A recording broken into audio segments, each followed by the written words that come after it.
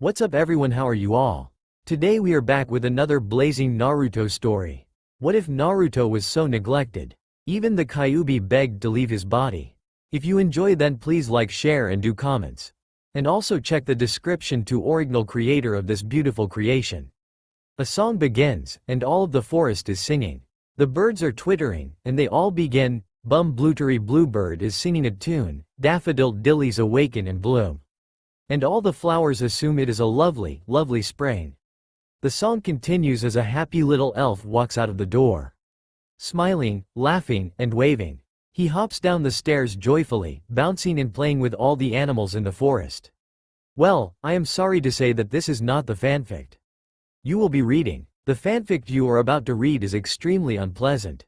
If you wish to read a fanfic about a happy little elf, you can always go to the search engine and find one.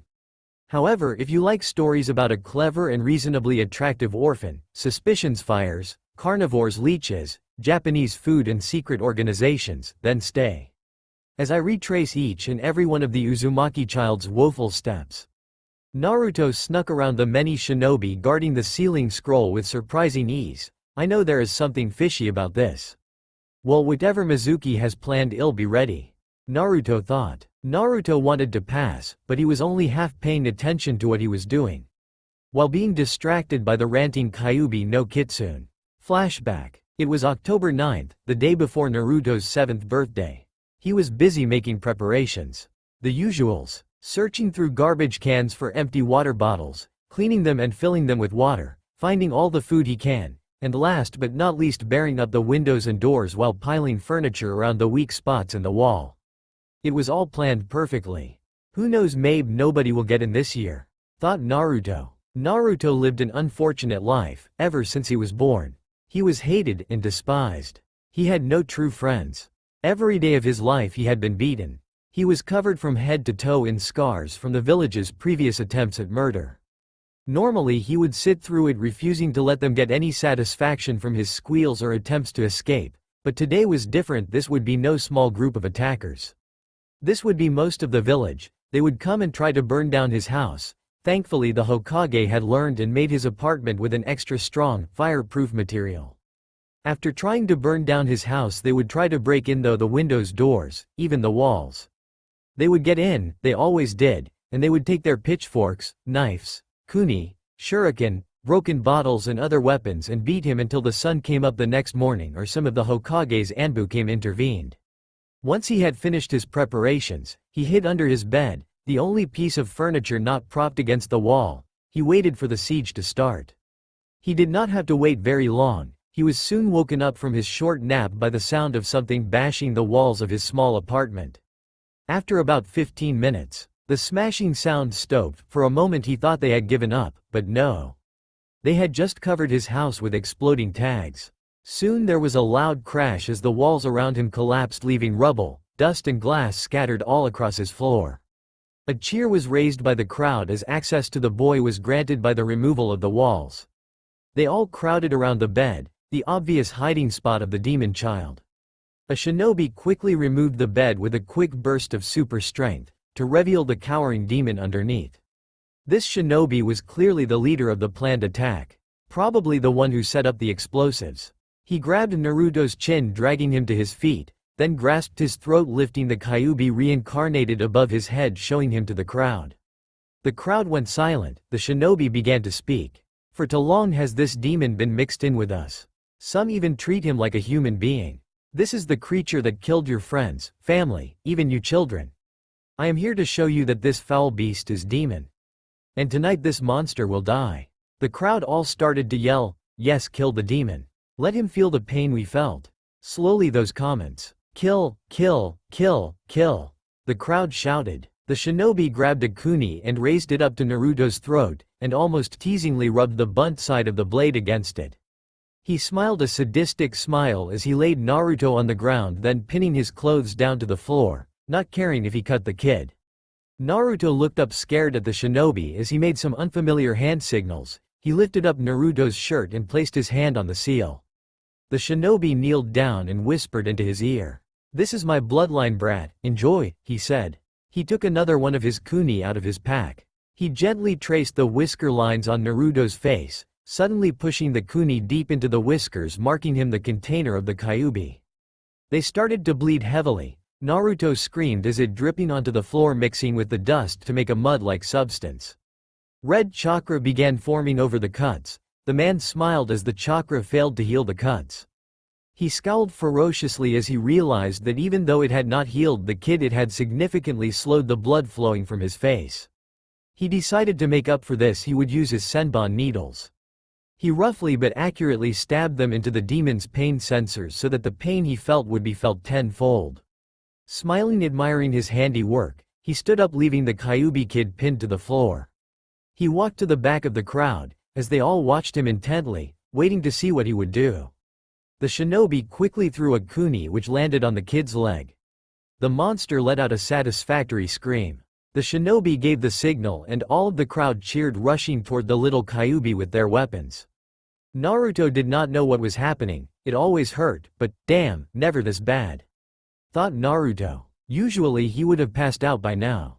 It was almost as if he could not pass out. It suddenly occurred to Naruto, it must be an effect of his bloodline. At this time Naruto's blood covered the floor and was still seeping out of the numerous cuts covering his body from head to toe. Suddenly he found himself in the sewers. He must have finally fallen unconscious, and one of the nurses must have healed him before she had thrown him into the sewers. It wouldn't be the first time. He heard someone mumbling. Wondering who was down in the sewers with him, he walked toward the sound. A couple of twists and turns later he got to a giant cage with a seal on it. I gave him that bloodline to save lives, not to torture young kids. Oh Naruto, I am so sorry. Also, it is about time you showed up. Did you get lost? Said a lovely young-looking lady standing behind the bars. Naruto stared at the woman. Who are you? How do you know my name? Why are you locked up in a sewer of all places? Well, first of I have always know your name. I was there when your father named you, Naruto Uzumaki. Second, we are in your mindscape, not the sewer. Third, I am the Kyuubi no Kitsune, she said. Naruto's sweat dropped. This was the Kyuubi no Kitsune? This pretty-looking woman is what the whole town was afraid of? She almost destroyed his town, but she seemed so calm and nice. Well, stranger things have happened. Wait, she was supposed to be dead. Oh God, am I dead? Asked Naruto. No kid, you are not dead. You see, I am immortal. The fourth couldn't kill me, so he sealed me inside a human child. You, replied the Kyuubi. This explained a lot, why the villagers attacked him and called him demon. It also explained why the attacks were always worse on the day of the 4th's death and the Kyuubi's death. They were trying to avenge their family and friends' deaths. Naruto asked, why did you attack the village? You don't seem like a bad person, so what happened? It was not my choice to attack the village. It embarrassed me that I was so easily controlled by a bloodline of my own creation. It was a man called Uchiha Madara. He controlled me with his Mangekyo Sharingan. He wanted the ultimate destruction of Konoha, the village that he said tamed the Uchiha. Kyuubi said, unfolding her tail. So, this isn't your real form, is it? I mean, what happened to the nine-tailed fox? Was it a lie or what? Asked Naruto after noticing that she indeed didn't have any tails, fox ears, or even whiskers like his. No, this is not my true form, she said as she changed into a giant fox that barely fit into the cage. It was so close-fitting that her face was almost touching the bars of the cage. She looked pretty funny. The all-powerful Kyuubi no Kitsune scrunched into a too small cage like a kid wearing a shirt that he had outgrown. As you can see, it is a lot more comfortable in this small cage, if I stay in my human form, she said, and Naruto laughed, not his fake laugh but the kind of laugh that came from the heart. The kind that no one had heard in years. The Kyuubi smiled. End flashback. -3 years later. I was so naive back then, thought Naruto. Kid, this is a bad idea, and you know that. Why are you doing this? Shouted Kyuubi. Naruto replied, this is the only way to pass without getting rid of my mask. I cannot afford to drop the mask just yet. I still need everyone to think I am the idiot I was before I met you. Besides, it was Mizuki who used his bloodline on me, remember? The one that stops you from falling unconscious or dying. He probably thinks I have forgotten about that night. Unfortunately, I have a photographic memory. Naruto shuddered. Good thing that he has mentally suppressed some of his memories, otherwise I don't think he could have survived through all that he has. It is kinda weird though. He has a photographic memory and memory suppression problems, mused the Kyuubi. Anyway, Naruto continued. I want a little bit of revenge on that baka Mizuki sensei.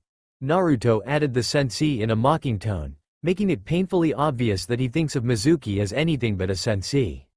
Well, anyway we are here. So, let's have a look-see. Naruto opened the scroll, making a point to use his photographic memory to memorize what is on the scroll. Kage Bushin no Jutsu. Oh. Kyuubi, it tells you how to do Hiraishin no Jutsu, the fourth flash move. It also explains how they sealed you. Maybe we can find a way to release you. Wow, look at all these new jutsus I could learn. Some of them are really cool, and this Rasengan looks interesting, said Naruto. Special thanks to Ambarian 2001 for correcting me. 3. Well, Kit, I don't know about releasing me, but we might just be able to weaken it. If we could find a way to do that, it would make training you a lot easier, said the Kyuubi. Oh yeah, you said you would train me once I passed and became a genin, said Naruto with joy. See, there is another reason to do this. I pass now and then we can go train. Kyuubi sighed. Kit, you know something is up. I doubt that Mizuki of all people will let you pass. He hates your guts and you know it. There is no way he would let a kid like you become a ninja. Maybe he wants to get rid of me. I mean, from his point of view, the fastest and easiest way to get rid of me would be to send me on a mission unprepared. They do think I am unprepared, Naruto said, hoping that this was the case, but knowing it was not. I bet you he is pulling a Aoi Rokusho. He has fooled you into stealing something extremely valuable. He will probably run to a different village and sell it, stated Kyuubi. Aoi Rokusho shows up in episode 201 of Naruto.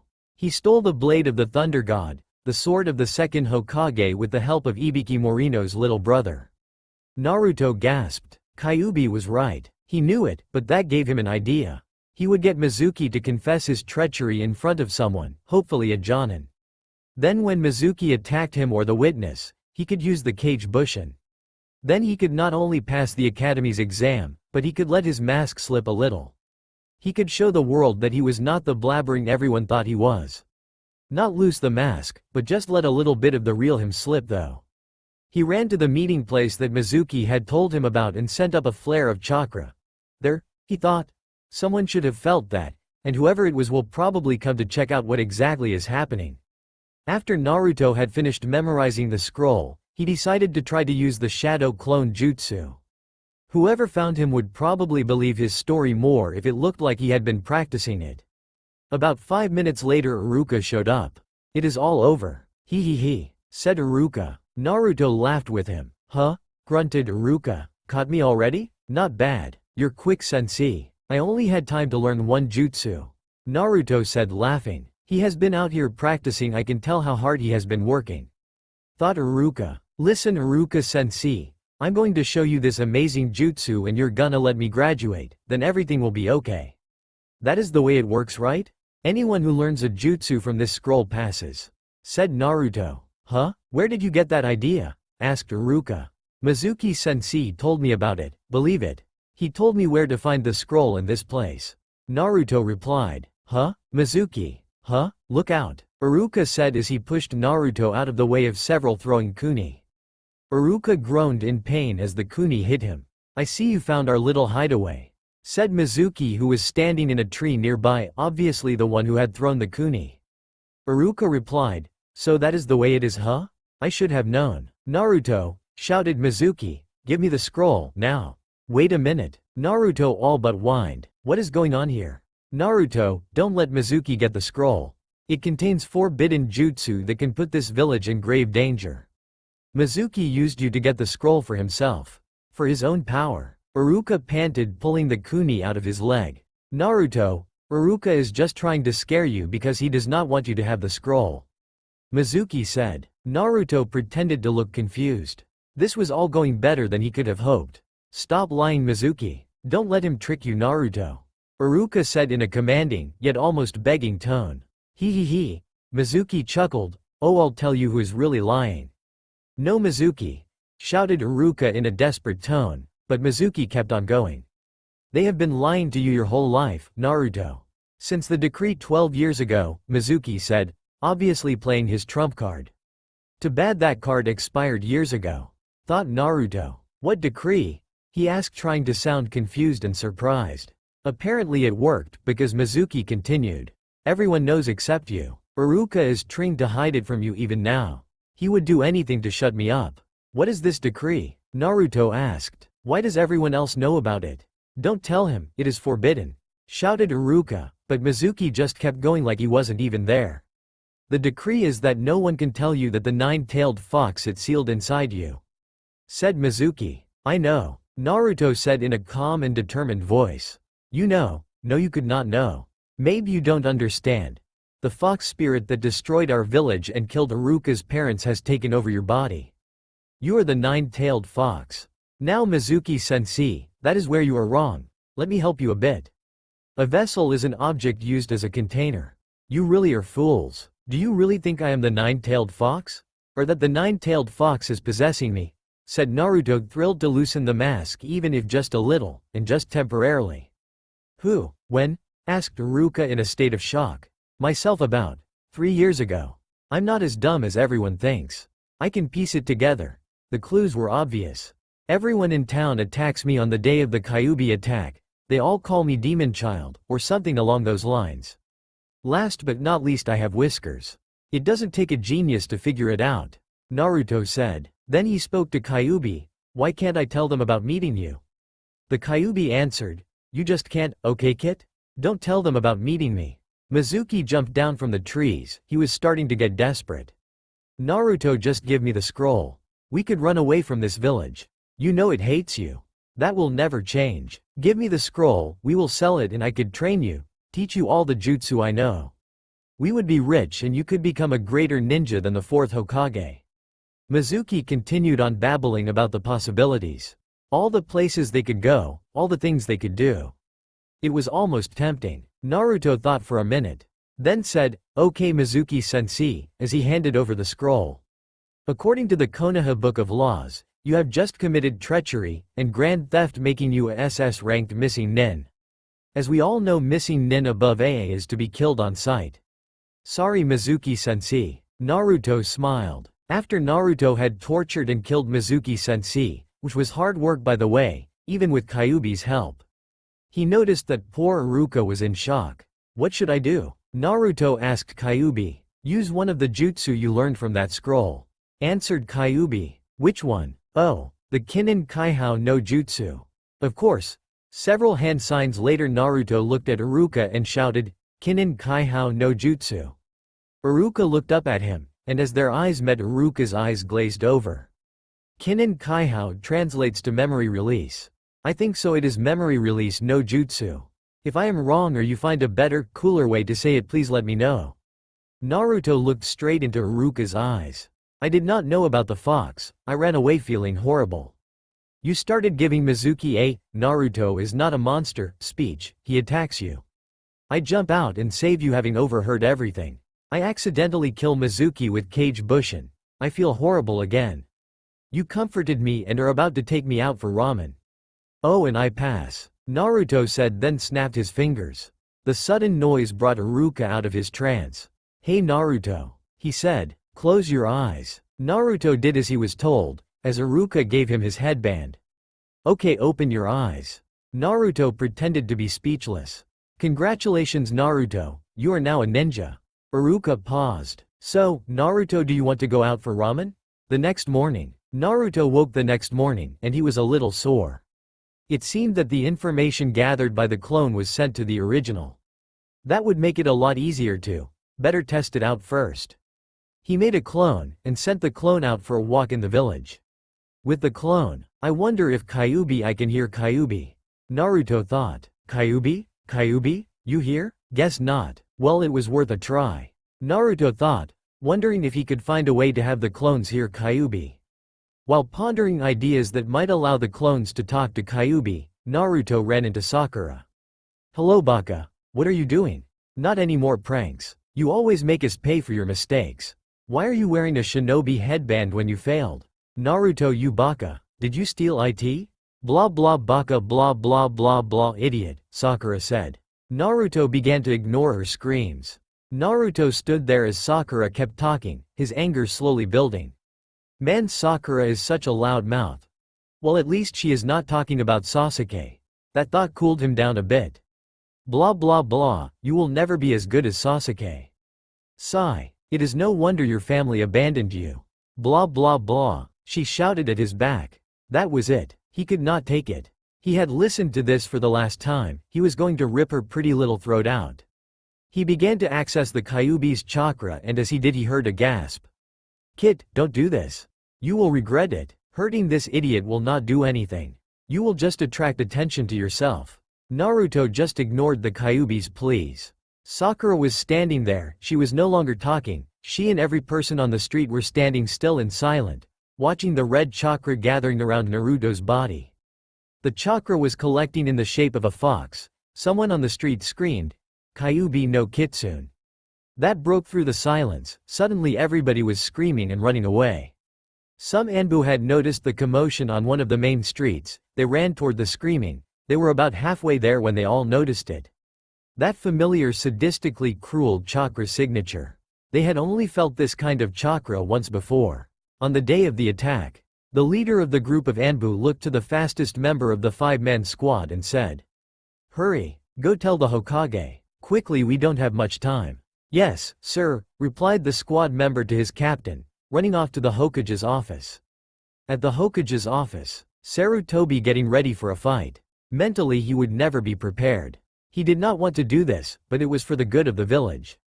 Best case scenario, Naruto snaps out of it before he gets there or hurts anyone. Worst case scenario, he has to kill Naruto before he causes any more damage. This has to be the worst part of being Hokage, even worse than paperwork. Thought the Sandaime Hokage. On the street, the Hokage arrived on the street to find Naruto Uzumaki standing in the middle of the street covered with red chakra. 2 tails made of the chakra rolling behind him, while he was holding the Sakura girl up in the air by her throat, and there they were. Both looking at each other, Sakura with a look of complete fear and a hint of shock. Naruto with rage and anger. The killer intent let out of this boy was amazing. Several of the villagers had collapsed under the unseen weight. The rest had fled. Behind the boy there were 4 Anbu. They looked as if they had been thrown into the wall. The walls behind them were dented and cracked.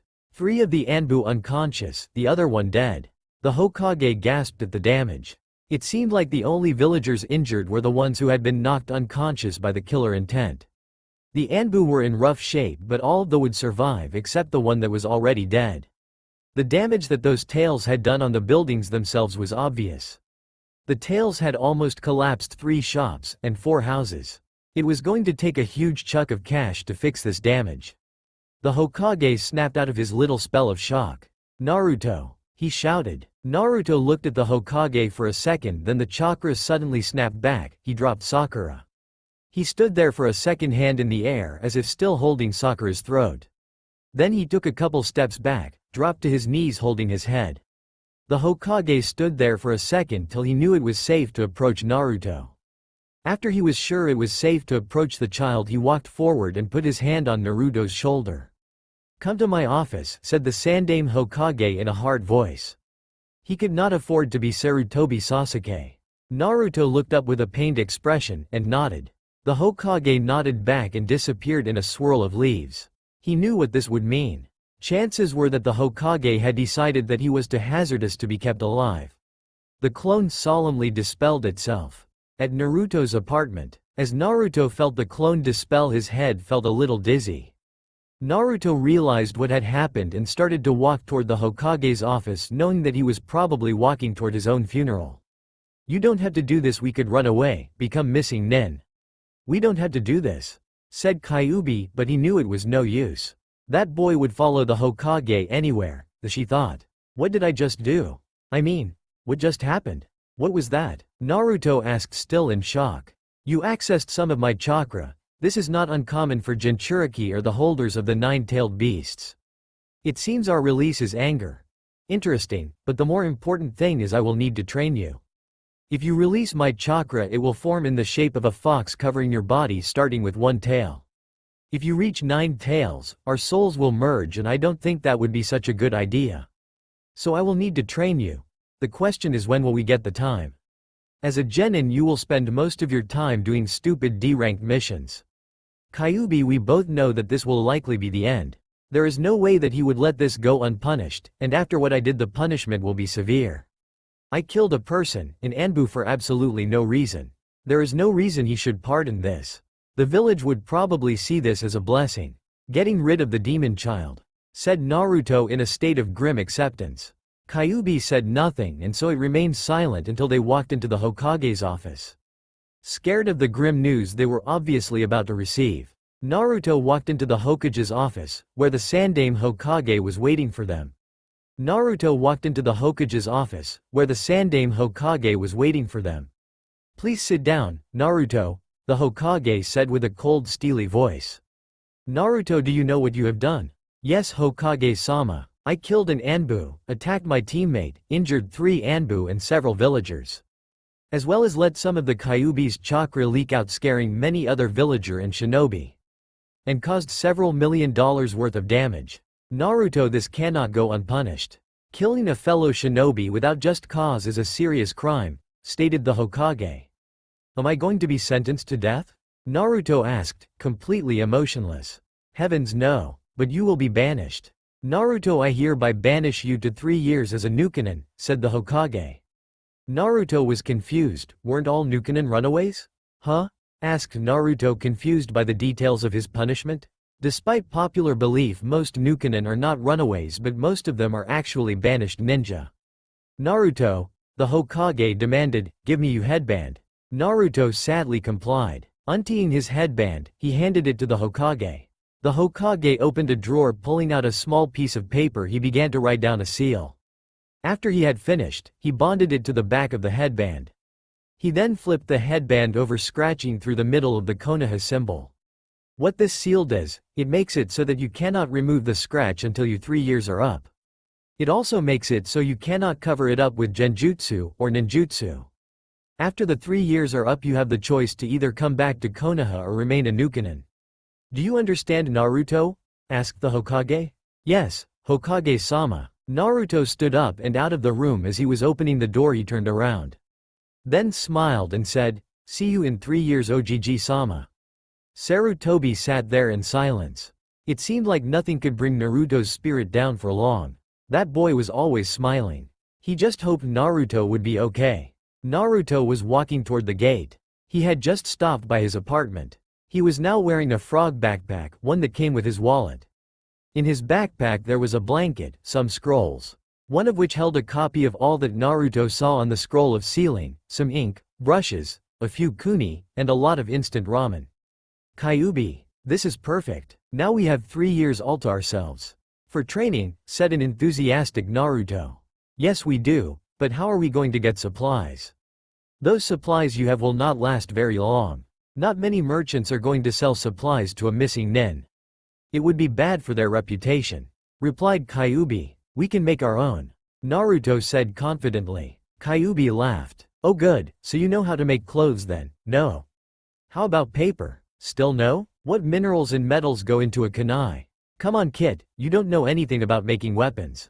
They both remained silent for a while until Naruto got an idea. In his opinion, this one was not as good as his other one, but this one would be a lot easier to pull off. We could steal them? We would pay them, just steal the weapons and leave the cash. It would be just like buying them, but it would be less of a hassle than really stealing them or making them. It would also be good stealth practice, said Naruto, who wasn't so confident about this idea. That works, kid. How would we get the money though? The Kyuubi said. Then she had an idea. We could hunt down bandits. They are sure to have cash. We would also be doing a public service. Then just tie them up by Konoha for the Anbu to discover. The Kyuubi said as it all started to come together. Yes, that is a perfect idea. This is going to be amusing. Naruto shouted in his head, making Kyuubi's sensitive ears ring. Ouch. Not so loud, Naruto, and this is not going to be a little picnic. I am going to train you extremely hard. We will be working hard all day or until you collapse, and when you collapse we will train in your mindscape. We will be working on ninjutsu, genjutsu, taijutsu, kenjutsu, strategies, summoning and fuinjutsu. By the end of about 3 years, you will be a master of each. Kyuubi said. Fuin Jutsu means study of seals. Thank you to all who corrected me. Kenjutsu is sword technique. As Naruto was walking through the town, he got more stares and whispers than usual. This was to be expected. After all, he attacked a teammate, killed an Anbu, and was banished from Konoha, all in the time span of about half an hour. It must be a new record, mused Naruto. Naruto noticed a bunch of girls talking about him. He smiled and waved at them. They flinched. Naruto let out a little laugh. This Nukenin thing could be interesting. He could start a new life, free of all of his past mistakes, and most importantly his mask. Soon Naruto realized that he was at the gates to the city. Naruto smiled and waved at the guards behind the desk and walked out of the gates. As soon as Naruto had passed through the gates, he felt like a huge weight had been lifted off his shoulders. He was free. No more attacks. No more taunting. He was free to go and do whatever he wanted, as long as Kyuubi agreed, that is. Naruto thought for a minute. It would be nice to know where we're going before we go any further. Kyuubi, where should we go? Naruto inquired. Kyuubi was silent for a second, then he replied, the land of the waves. Rumor says that there are many gangs of bandits there. Plus there are many different kinds of terrain there. It would be good for training. The Kyuubi answered. Sounds like a good place to start. I cannot wait to begin my training. Naruto smiled as they headed off in the direction of the land of the waves. Along the way they ran into no problems. Naruto had lived in the land of waves for almost a year now. He had made many friends. Most of them were villagers. Some of them were other Nukenin, in situations like his own. Temporary banishment. Others were runaways, like Itachi Uchiha, who surprisingly was not evil. Flashback. Okay Naruto, now we are going to practice some more taijutsu. Okay, Kit, I want you to make 500 cage bushins. Make 100 of them go through the stances I taught you. 100 doing the normal morning exercises.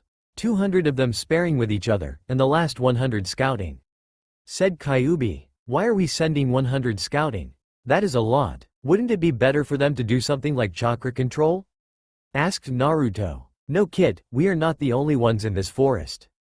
Can't you feel it? That faint chakra signature. It is a ninja. A strong one. Kyuubi replied. Naruto stopped and realized that he was right.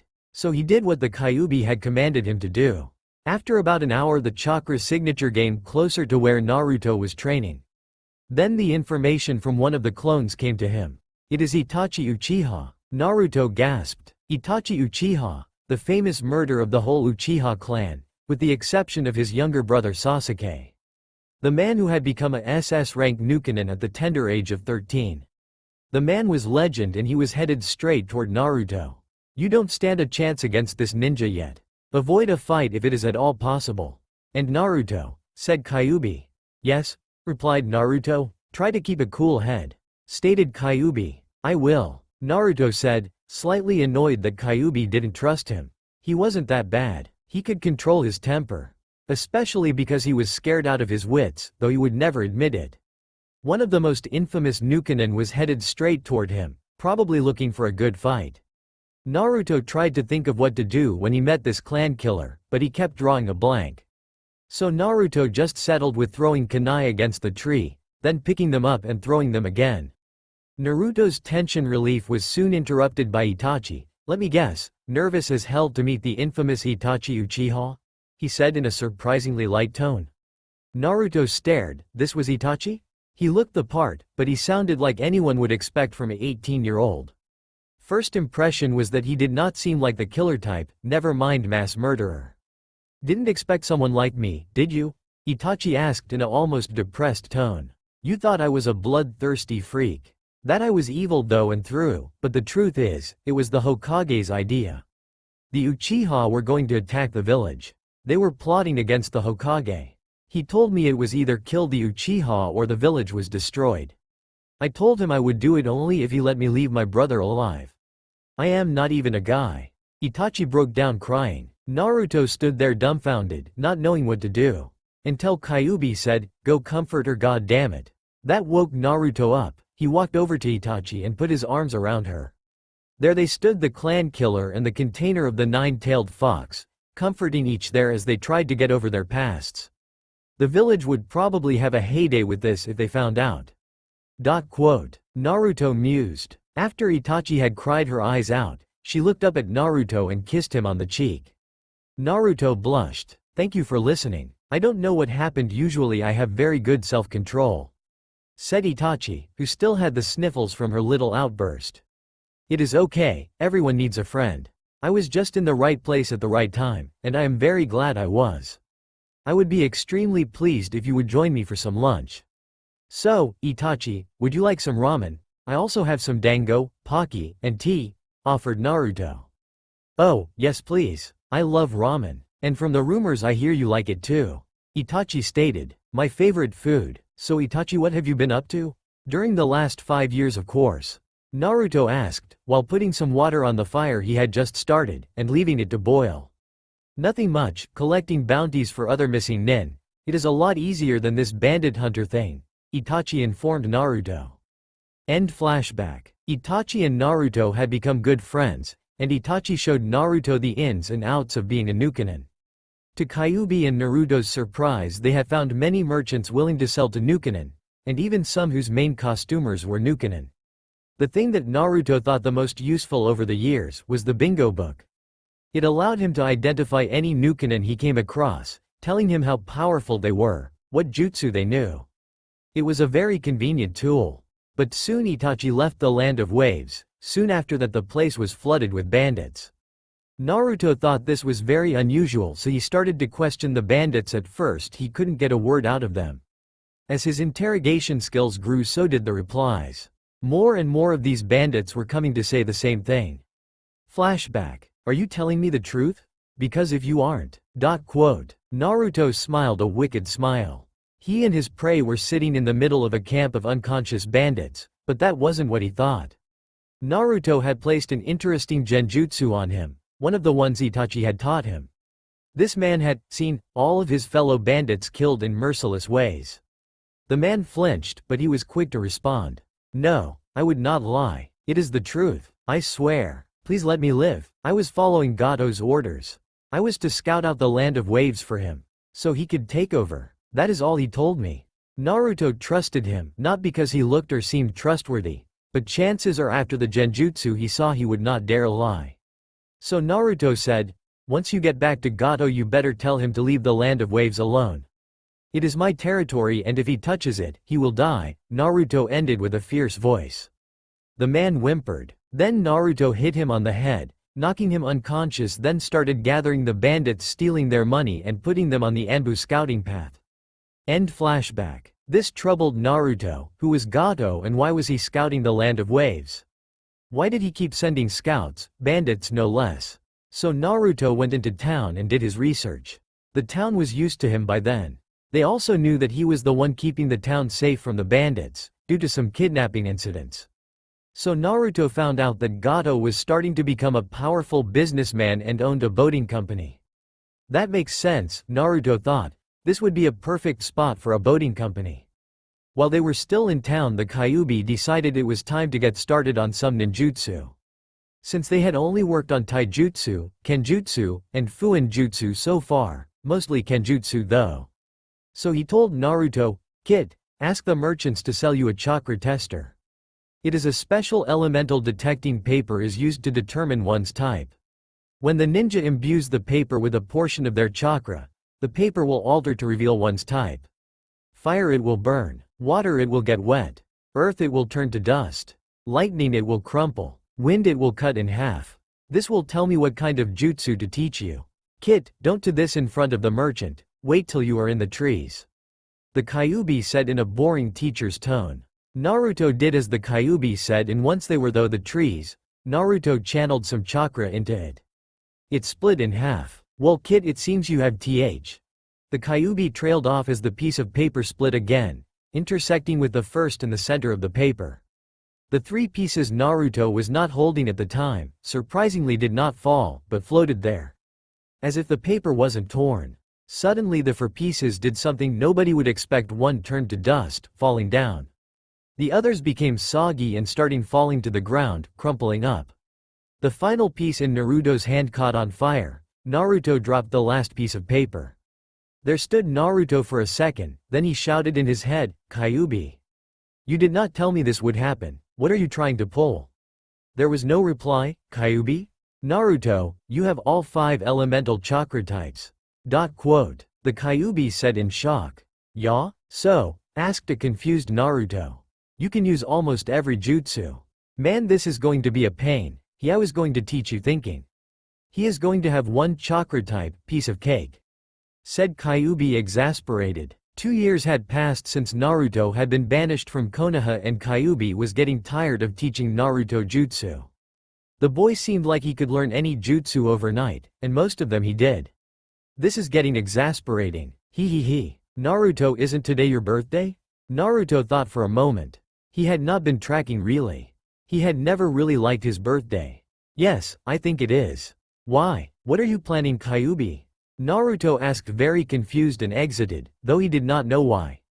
I'm going to give you a bloodline, so I don't have to teach you any more jutsu myself. The Kyuubi said. Lazy bones, Naruto said jokingly. This was going to be his first birthday present, ever. He was so happy. Thank you, Kyuubi, he said, almost to the point of tears. This is not going to be anything like the Sharingan. No, this will be better. You will be immune to all bloodlines used against you. Oh, and you will be able to copy bloodlines. I'll give you the Byakugan so you can see how to activate the other bloodlines. Kyuubi said. And I'll give it to you on 3 conditions. 1. You kill Madara Uchiha. You have to become a Hanyo or a half-demon. Finally, you can't become stuck up like the Hyuga clan or Uchiha clan. The Kyuubi ended with a chuckle. Okay, I got the stuck-up thing, and kill Madara, but did you say become a Hanyo? Asked Naruto in disbelief. Yes, you will get 4.5 tails. Since I have 9, it would be good to get rid of some of the extra chakra in the cage. It is getting stuffy in here. The Kyuubi sounded relieved at the thought of getting some of the excess out of the cage. This was too good to pass up. What did he have to lose? Yes, I'll do it. I have one question though. Naruto asked. Will it hurt? Like hell, the Kyuubi stated. It will take about 3 days. At the end you will have a lot more chakra, 4 retractable tails. You will also be a lot faster in advanced senses. Once you are a Hanyo, I will give you your bloodline. It will hurt, but not nearly as bad as the transformation. It is time to get back to camp. We will start right away. Naruto turned around, heading back to his camp, trying to digest this load of information. Thankfully, use of Kage Bushin made your thought possessing a lot faster due to many overloads of information. So it did not take long, he was soon back to his camp. When he got there, the Kyuubi said, "Get something to eat, then lay down, and I will try to put you to sleep so you will feel less pain." Naruto did as Kyuubi asked. Naruto was asleep. He knew he was asleep. He started to dream a horrible nightmare of his 5th birthday. Attempt at torture scene, flashback. Naruto was tied to a chair. He was surrounded by many Anbu and shinobi, none of them wore masks. They all hoped that their faces would be permanently engraved in the boy's mind, give him nightmares for the rest of his life, and they did. One of the Anbu was over in the corner by a fireplace. He picked up the hot iron, that had been made especially for him. The metal was formed to make the word, demon. The man walked toward him smiling sadistically. As he walked forward, the shinobi striped him, ripping his clothes off, showing all the scars from previous birthdays. By the time they were done, the man with the iron was right in front of him. Pressing into Naruto's chest with the iron, Naruto let out a groan as his skin started to bleed and swell. Not satisfied with the reaction, the man holding the iron pressed it in farther. The iron embedded itself into Naruto's skin as the man pushed it in deeper and deeper. Blood started to squirt out of the edges. The Kyuubi started to heal the boy, and a bit of skin began to form around the iron. The man smiled as a ugly peeling sound was heard as he yanked the iron out of his chest. It left an inch-thick indent in his skin. It immediately started bleeding. Blood started bubbling in the wound as the villagers started dumping poisons on him, hoping that one or a combination of some would kill him. After they all dumped the poisons on him, they began cutting his skin so that the poison had more places to enter from. Naruto could no longer move because of all the poison in his system. Then another man walked up as the rest backed off. He took Naruto's arm, ripping it from the ropes that chained it to the chair, and started twisting it. Soon there was a loud popping sound as Naruto's elbow disconnected. Naruto screamed as the man dropped the arm. As the arm hung down from the chair, The bottom half of his arm was swinging back and forth in a sickly pendulum fashion. The man then took his other arm, leaving it tied in, and signaled for a sharp object. A man handed him a kitchen knife. He took the kitchen knife and chopped off one of Naruto's fingers, leaving it in place so once the Kyuubi had finished healing it he could chop it off again. The man then took the knife and stabbed it into Naruto's leg, twisting it and ripping it out only to plunge it back in again. Then he suddenly took the knife and chopped all of Naruto's fingers off. Naruto screamed as the blood squirted all over the crowd foe shinobi watching. Some cheered and tried to get closer, while others yelled in disgust letting the others move forward. Once the blood had stopped flowing, there was no holding anyone back. Now they all moved forward, stabbing, cutting, ripping, burning, and poisoning. This was not even Naruto's worst birthday. Naruto relived all of his birthday's horrors as he was asleep, refreshing the memories of his tortuous times in Konoha. End of attempted torture scene, flashback. Naruto awoke after what seemed like years of excruciating pain and torment. He opened his eyes, and at first he could not see anything. He started to panic, until the Kyuubi said, "It's okay. It will just take your eyes a minute to get used to having a bloodline." Naruto was so relieved to hear a voice that was not there to kill him that he burst out crying. "Oh Kit," she said. "Come in here." Naruto did as she said. Once they were inside the sewers she motioned him to come in the cage. He walked toward her, wiping the tears away from his eyes only for them to be renewed. She grabbed him and gave him a long comforting hug, using her tail to stroke his head while talking to him. "Shish. Shish. It is okay. I am here. The bad villagers are gone. I won't let them hurt you ever again. I promise." Once he had stopped crying, he hiccuped, and the Kyuubi said in a loving voice, "You okay?" When he nodded she said, "Okay, how about you go outside and check out your new eyes? I think you should look in the mirror," she said in a proud voice. Naruto got up from the bed, and searched his backpack until he found a mirror. He looked in the mirror. His eyes were now like the Kyuubi's, but they were gray with a black slit running down the middle. They were like calm dark deep pools of water, ready to change at a moment's notice.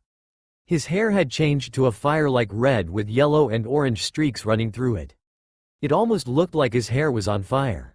Naruto was surprised by his new look. He soon heard shuffling outside of his little tent. Soon a woman came in with a bucket of water. She looked at him for a second, then meekly said, "Oh, you're awake. Do you want me to leave?" "Who is this?" Naruto asked Kyuubi. "I don't know, but she has been here the whole time you have been out," said the Kyuubi. "You should thank her for trying to help you. I am guessing she thought you had a fever." "No, it is okay if you stay." "Who are you?" asked Naruto. "Oh, I am Haku, servant of one of the 7 swordsmen and the demon of the mist.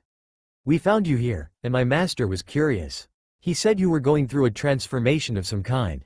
He wanted to see what you would become. He says you are powerful," she said, light shining in her eyes whenever she mentioned Zabuza. "So, you work for Zabuza eh? Sweet, anyway we should not keep him waiting. After all he has been waiting for about 3 days, right?" he said smiling. He wanted to try out his new Hanyu powers. Zabuza seemed like a good place to start. He stood up, and Haku gasped. "Shoot the tails. Oh well. So much for the element of surprise." He walked out of the tent waving his tails a little, testing them out. It was amazing, he had full control of them, like he had them all his life. Well, a fiery black-eyed fox demon eh? He chuckled. "Look kid, I don't have much time, just follow me. You can just leave your stuff here. You better hurry or we will be late." "Hanyu actually," he corrected. Zabuza blinked. "And where might we be going?" asked Naruto, following one of the legendary 7 swordsmen. "The tryouts," was all he would say. Naruto was shocked. "Tryouts, for what?" Naruto retracted his tail. Even if Zabuza and Haku knew, that did not mean the whole world had to. They soon arrived at what looked like a training ground. A guy with a funny little crooked smile said, "Zabuza, you made it. I thought you wouldn't show." "And who is this guy? A little young, don't you think?" "Oh well, you." Naruto looked at the man. He was rather big. Naruto noticed that the man had lost a hand. He also had a dragon tattoo on his arm. The tattoo seemed to shine and move, but he knew that must be a trick of the light. He pointed to Naruto with his good arm and then pointed to the line of Nukanen. "Get with the rest." "Hello, You have all been chosen to come to the tryouts for the 7 legendary swordsmen. As many of you may know, we recently lost 2 of our members in a horrible shipwreck. Now we will put you through a series of tests. The 2 last eliminated, one way or the other, will become one of the 7 legendary swordsmen. We will begin shortly. Good luck, you will need it, and the man left. A man walked in and placed a genjutsu on the group of Nukenin. Naruto stood there. What happened at this the genjutsu? Weird, nothing changed? Naruto said to Kyuubi. She laughed. Genjutsu usually doesn't work on Hanyu. It would have to be a very strong genjutsu to affect you, and an extremely strong genjutsu to actually ensnare you. You should go talk to the man placing the genjutsu, tell him it doesn't work on you. Tell him it is because of your bloodline. They should believe that, she said. Excuse me, is the genjutsu important? Because genjutsu doesn't work on me, so yeah. It is because of my bloodline, said Naruto. Okay, follow me, he said in a husky voice. They walked into a cave and down some stairs, turning at many hallways, until they found a door. They entered the room. There were 3 doors, the one they had just come though, and 2 on the other side of the room across from each other. Did he escape from that genjutsu already? I wasn't expecting anyone to break out so soon. This is very interesting, the man from before said. No sir, he says genjutsu doesn't work on him, cause of his bloodline sir. The man with the husky voice said. Very unusual, hold still for a moment? Thank you. The man smiled, cast his own genjutsu. Can you hear me? If you can raise your right hand. Naruto raised his right hand and flipped him the bird. Rebellious too, you are the one Zabuza brought, right? I think I am starting to like you, kid. Soon after he said that, another person joined them in the room. Naruto stared. Itachi? Is that you? They looked at each other, and broke out smiling. They both rushed toward each other and hugged. Naruto, I didn't recognize you. What happened to your hair, oh, and your eyes? They make you look hardcore, she said, making Naruto blush. Should I leave you two alone? The man laughed and said, by the way, my name is Rand. Hello Rand, they both said in unison, and Itachi giggled. Naruto and Itachi waited for a couple more minutes until some more Nukenin came into the room. Send the others away, Rand said after a while. Okay, you all made it past the first test. Line up in front of that door, each person will enter once the light turns green. Have fun, he said, walking through a door opposite from the one they were to go through. Since Naruto was the first to pass the first test, he was to go first. Once he opened the door, he saw a chair. Sit in the chair, said a voice from the intercom. He did as the voice ordered. A man quickly came running in, handcuffed him and put a chain around his ankle. The chain was connected to a boulder. The voice spoke again saying, find a way out after the buzzer sounds. Press the red button on the boulder if you wish to yield. Take note that if you yield you will have lost the competition. There was an uncomfortable scratching sound as the intercom was turned off. The buzzer sounded. Suddenly the room was flooded with water. Naruto decided to try out his tails. Retracting 2 of his tails, he broke the handcuffs and the chain for the boulder. He then swam to the ceiling and blasted a small hole. Once out of the chamber he looked around and saw Rand. I am guessing I pass? Naruto said. 5 seconds, very impressive. Yes, you pass, said Rand. He was obviously interested with Naruto. He was soon led to the next room. The rest of the tests went like this one. Itachi and Naruto were always the first to finish or the ones who had the best scores. Overall, Naruto thought that the tests were very easy, almost boring. So that was how Itachi and Naruto became members of the 7 swordsmen. Overall, completely uninteresting. Okay, now that you are members of the 7 swordsmen, you need some swords. This is what you are going to do. You are going to walk into our room of materials and choose the materials that, well, call to you. It seems strange now, but you will understand soon. Then you will forge your swords, just do what seems right, said Rand as he led them down another series of hallways. Suddenly he stopped by a big metal door. He opened it and smiled to them, have fun. As he walked into the room with Itachi, he noticed that he had not seen one emotion on Rand's face except a fake smile. That, and he always overemphasized his words. Naruto wondered if he actually had any emotions. He looked around the room. He felt like he was being pulled in several different directions. There were parts everywhere. Chunks of metal, handles, a forge, some sharpening equipment. Everything that you could ever need to make a sword. He walked toward the strongest pull and picked up a couple of big blue gem. He ward the next strongest, picked up some different kinds of metals. The most interesting thing was the funny shining metal. He picked up a couple molds. Then headed over to the forge. In one of the molds he mixed the blue gem and shining metal together. He then pulled a hair out of one of his tails, then retracted them again. He placed the hair into the mixture. For a moment it glowed, then it disappeared into the mixture. He used an very small Suiryu Dan no Jutsu to cool the strange new gem. Once he had cooled the gem he began to work on the blade. Water release. Water dragon projectile technique. Once Naruto had finished his blade he really looked at it. It was beautiful, the blade was an icy silver. It was shaped almost like a crescent moon and was as tall and wide as him, though it was surprisingly light. The strange gem was on the end of the handle. Naruto picked up his sword. The gem seemed to change color in accordance with his mood. Naruto walked out of the room to show off his new sword, but everyone was gathered around Itachi. That is the smallest sword in the history of the Seven Swordsmen. It is tiny. Well, there has never been a girl in the Seven Swordsmen, came from the crowd of 5 members around Itachi. Naruto looked through the crowd to see a normal-sized sword. It was a long double-edged blade, it was straight with no curves, it had a red blade and a silver handle. Looking at his own sword and the swords on the backs of the 5 men. It probably was the smallest. I am very proud of my blade, thank you very much, shouted the stubborn girl. The men left it alone at that and moved over to Naruto. Nice blade, Rand said. Curved blades are always the hardest to wield. You have great potential. Naruto smiled. He had not had many compliments in his life, so he savored every one he got. So are there any rules? Or guidelines to being a member of the Seven Swordsmen? Asked Naruto. Yes, 2. Number 1, don't ever look like a sissy. You must always look like a badass. We don't want to ruin our reputation. Number 2, don't die or be defeated. That is about it. Rand once again let out a fake smile. Well, okay, can we leave now? Asked Itachi. Yes, you can, but first we need a little bit of your blood. All we are going to do with it is put it on a special sealing scroll, so we all know if you die. And you know if one of us dies, he said, holding out 2 little slides. Naruto and Itachi bit their fingers and wiped a bit of blood on the slide. That is all we need, you can go now, Rand said, turning around and going down another set of stairs to go deposit the blood. All the others left. Naruto and Itachi looked at each other and smiled, working their way out of the labyrinth of tunnels.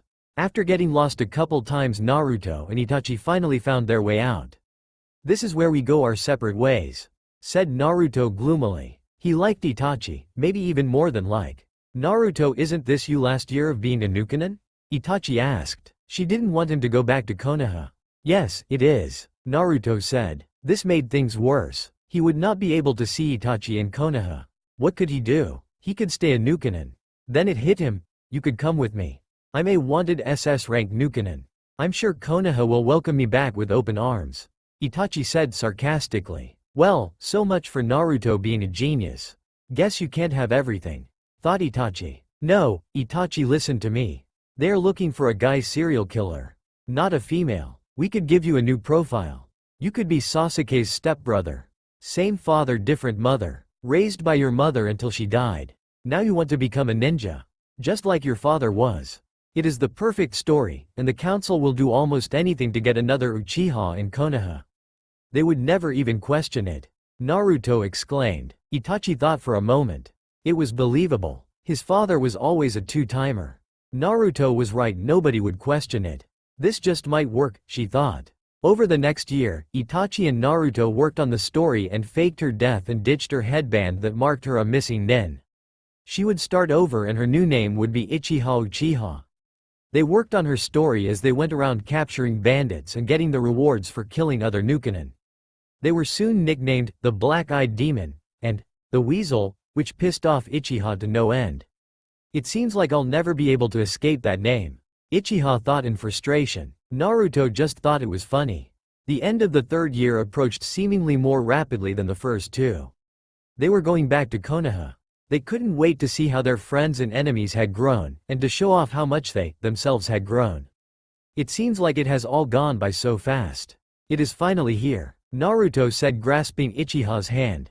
"Are you ready?" he asked her. "As ready as I will ever be," she stated, her hand shaking a little bit. And with that they walked through the gates of Konoha.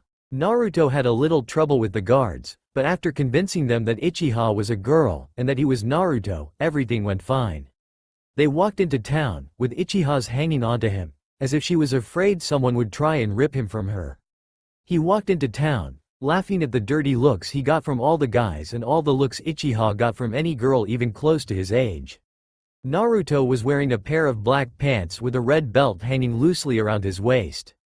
Running across his chest and black tank top was a strap that held his sword on his back. This, along with his fiery red hair with orange and yellow streak running up and down his same spiky hairdo, and his more muscular body, made him a lady killer. Even at the age of 13, she was wearing a jean miniskirt with a pair of black spandex underneath. Her tight t-shirt had a deep V-neck that showed generous amounts of cleavage. Her sword was hanging in its sheath, which was hanging from one of the belt loops at her side. She had grown out her hair out, so it now hung around her shoulders. They both wore necklaces that marked them members of the 7 legendary swordsmen. Many gasps were heard as they noticed the necklaces. Soon there were many whispers about the black-eyed demon and Weasel. As Uchiha heard more of these whispers, the veins in her forehead started pulsing and she released a serious load of ki. Surprisingly, the people stopped whispering. Naruto chuckled, amused by this, and she tightened her grip on him. Ki is killer intent. They soon got to the Hokage's office.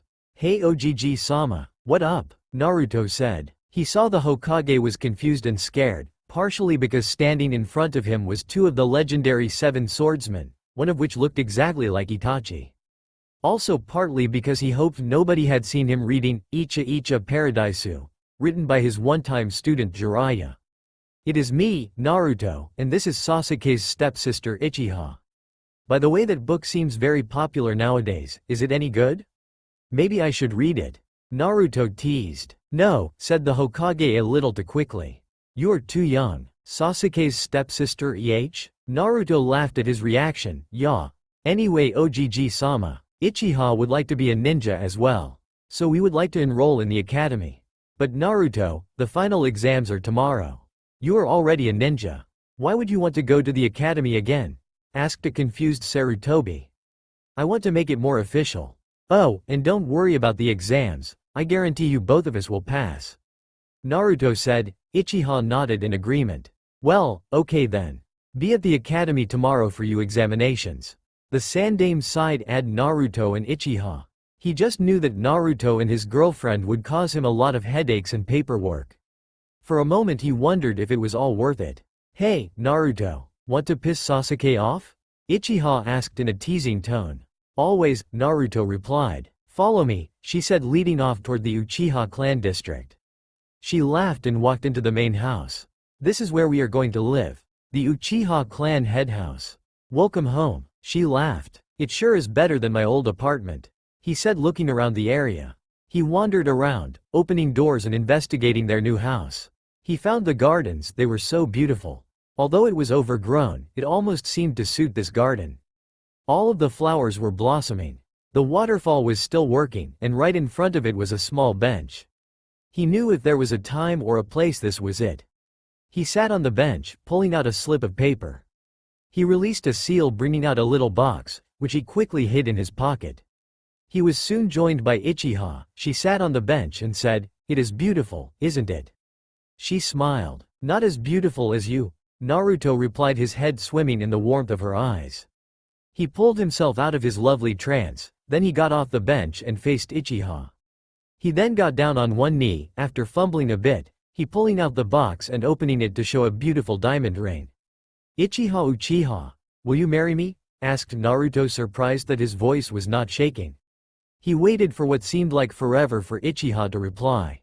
Down at Ichiraku Ramen Bar, Tucci and Ayame heard a scream, "Oh my gods!" "Yes." Ayame looked at her father and asked, "What do you think that commotion was?" Tucci answered, "I don't know, but speaking of commotion, did you hear that Naruto's back?" Iruka was teaching his class about the Kyuubi attack when he and the class heard someone scream, "Oh my gods!"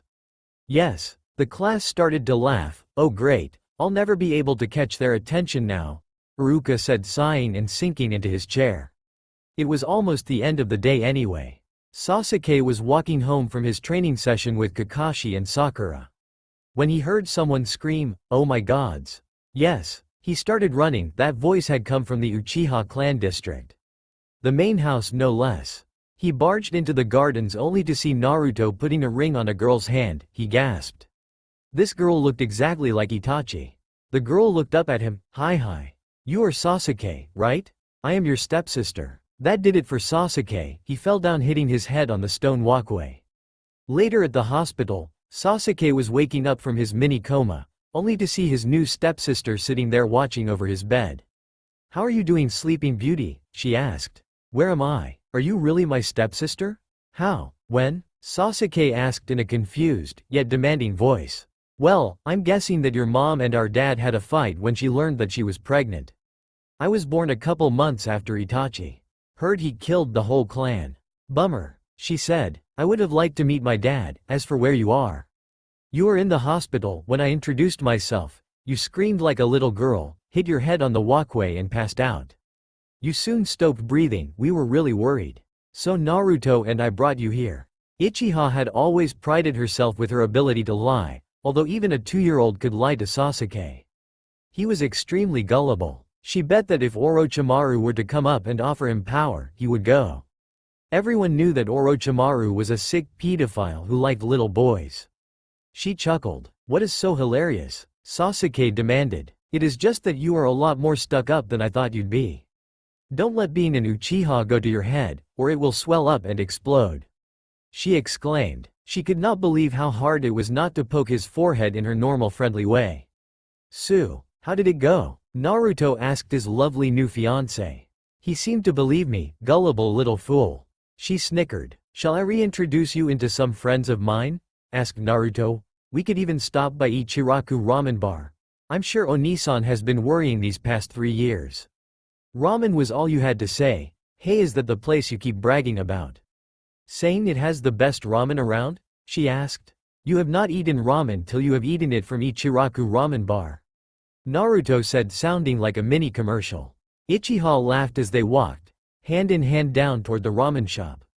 Her mouth watering in anticipation of the food to come. She really liked her ramen, and she trusted Naruto's taste in ramen. He might even be a bigger fan of ramen than she was, as unbelievable as it seemed. When they got there, they noticed a familiar face. There, a girl with long pink hair. When Naruto sat down, she looked over at them and a look of shock and terror crossed over her face.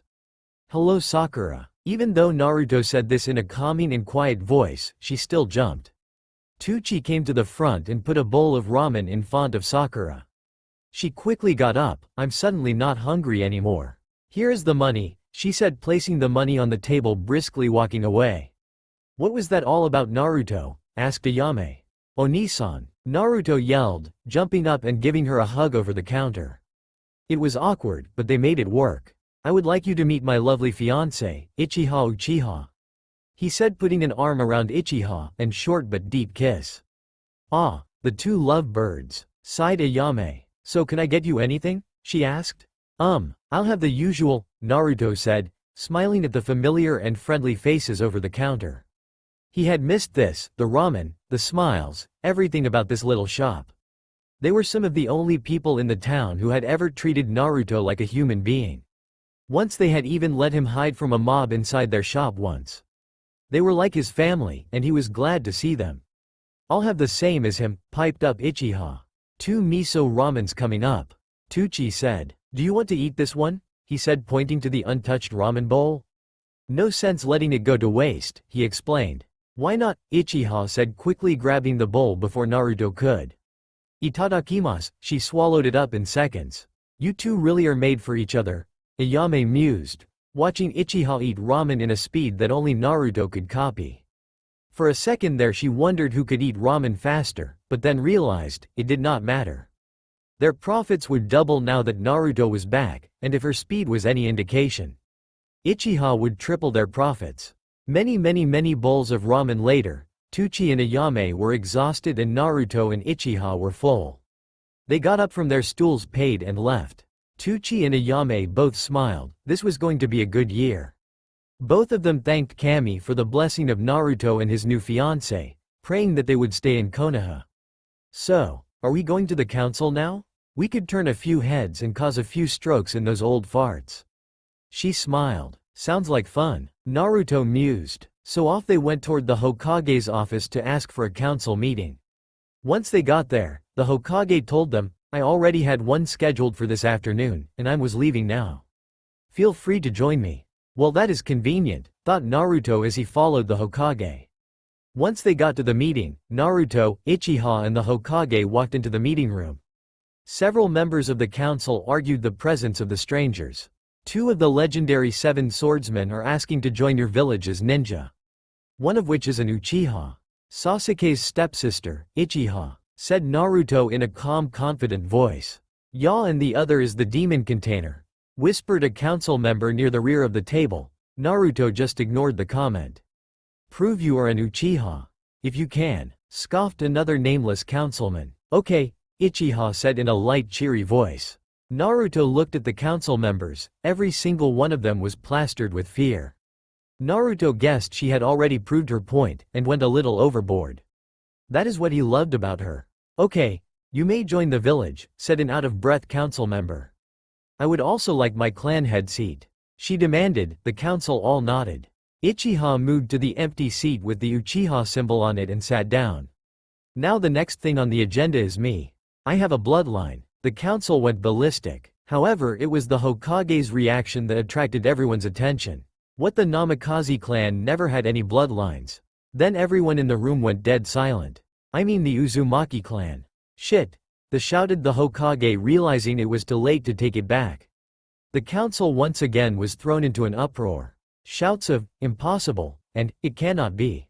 There were also many, the 4th son, and, makes sense. I mean, look at him. If it weren't for his red hair and whiskers, he would be a mini Namikaze. Meanwhile, Naruto just stood there. He always knew that he would never subject anyone to such torture, but if he was his son, the man was right, it did make sense. Naruto fought to regain his composure. Well, Naruto said, trying to stop his voice from shaking, I do have a bloodline. His voice stopped shaking and his voice gained some more of its previous confidence. It is almost like a better version of the Sharingan. I am able to copy any jutsu, even bloodline jutsu. Basically, I can copy bloodlines. I already have the Sharingan, Byakugan and Shikatsumiku. Naruto shuddered. The Shikatsumiku bloodline was very interesting. Shikatsumiku corpse bone pulse. Prove it. If I am going to believe that your bloodline is the ability to copy other people's bloodlines, I want proof, said the council member. Okay, he did not really know how to prove he had the Byakugan ability, but he could definitely prove he had the Shikatsumiku. Out of his fingers came a bone. It grew longer and wider. Finally, it started to take the shape of a flower, the Japanese quince. He tossed it over to Hiyashi Hyuga and asked, give that to Hinata, will you? The man gaped at him, then shuddered. Thank you. Well, back to the Namikaze's son thing. Ojiji-sama, so you have any proof? He almost hoped that the Hokage didn't, or that he was playing a mean trick on him. The Hokage put his hand into a pocket and released a seal holding some papers. Naruto read them and passed them around the table. The papers contained the results of a blood test, his and the 4th's blood test. They were a match. Naruto sighed. This is going to be very troublesome, might as well get it over with. Naruto thought, stealing Shikamaru's catchphrase. Well, I would like to claim the Namikaze clan seat, the council nodded. Naruto took his seat at the right hand of the Hokage, which had the Namikaze's symbol on it. Somehow, it felt right to Naruto, like he was born to sit there, probably because he was. He just hoped that he could live up to his father's legacy. He did not become the Hokage for nothing. I would like to make a motion to engage the Clan Restoration Act on Namikaze Uzumaki Naruto. Does anyone second the motion? Asked Danzo. To Naruto's complete surprise, Uchiha stood up and said, I second the motion. Shall we vote? Those for say hi. All said hi. The motion is carried, continued Uchiha. Naruto, Uchiha and the rest of the council sat there listening to all of the boring reports, putting their 2 cents worth in where 2 cents was worth. Naruto and Uchiha walked home late that night mentally exhausted. The council believed they could strong-arm Naruto and Uchiha into doing anything they wanted. Some had immediately changed their minds, while some were still trying. All in all, it had been a long meeting. As Naruto and Uchiha walked home, they mulled over the things they had heard. One thing was for sure: if they had learned anything during the meeting, it was that they knew little about politics. Both had made a silent vow to study politics more thoroughly. They walked down the street holding hands, walking in the lamplight. They were almost to the Uchiha clan house. "Why do you want me to have more than one wife? I thought you of all people would want me to only have one," he said, leaning down and kissing her cheek. "I don't know. I don't regret it, but I am not entirely sure why. It just felt right at the time." "Are you mad at me?" she asked quietly. "How could I ever be mad at you?" he exclaimed. "It was going to happen anyway. I just don't know who else I could pick. No woman compares to you. You are the most beautiful woman I know." "So," Uchiha said in a dangerous tone, "you want to marry me for my looks?" A normal man would have cowered at this tone, stuttering and desperately fumbling for words. Praying for grace from Kami, and wisdom to handle the situation and survive, with all limbs intact, but Naruto was no normal man. That was for sure. Naruto laughed. "No, I want to marry you because I love you. You are intelligent, stealthy, beautiful, perfect," he ended, sighing and gently stroking her long black hair. "I don't know about perfect. That is you," she teased as they reached the Uchiha headhouse. They each showered in separate parts of the house and went to bed. Tomorrow promised to be an interesting day as they both went back to the academy. Both of them were ready to go back and show how much they had grown from their academy days. They arrived at the academy bright and early. They put the notes from the Hokage, giving them permission to take the test again, on Iruka's desk. They walked to the back of the classroom and sat on the chairs beside the wall. Naruto and Uchiha propped their swords against the wall so they did not jab into their backs, and so they were ready to grab in a moment's notice.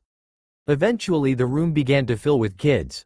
Iruka looked at the notes on his desk before he saw Naruto and Uchiha, so there were no problems. Until one kid walked up to them all tough and said, "That is my seat, move," to Naruto, obviously wanting to sit beside Uchiha. Naruto raised his head from the desk which he was sleeping on, and looked the boy in the eye and released a tiny fraction of ki. The boy stuttered and backed away. "Oh, okay. I'll let you sit there, but you better not cross me again," he said, gaining courage as he got farther away. Naruto chuckled and lowered his head again, falling once again into a light sleep. By the time class, all the seats were full and there had been a couple more incidents with seating. Only the first was a boy, which pissed Uchiha off. So she was releasing a constant unrelenting ki. When Iruka asked the class to line up to perform the test, it was in alphabetical order. Which meant Naruto was last, and Uchiha was second last.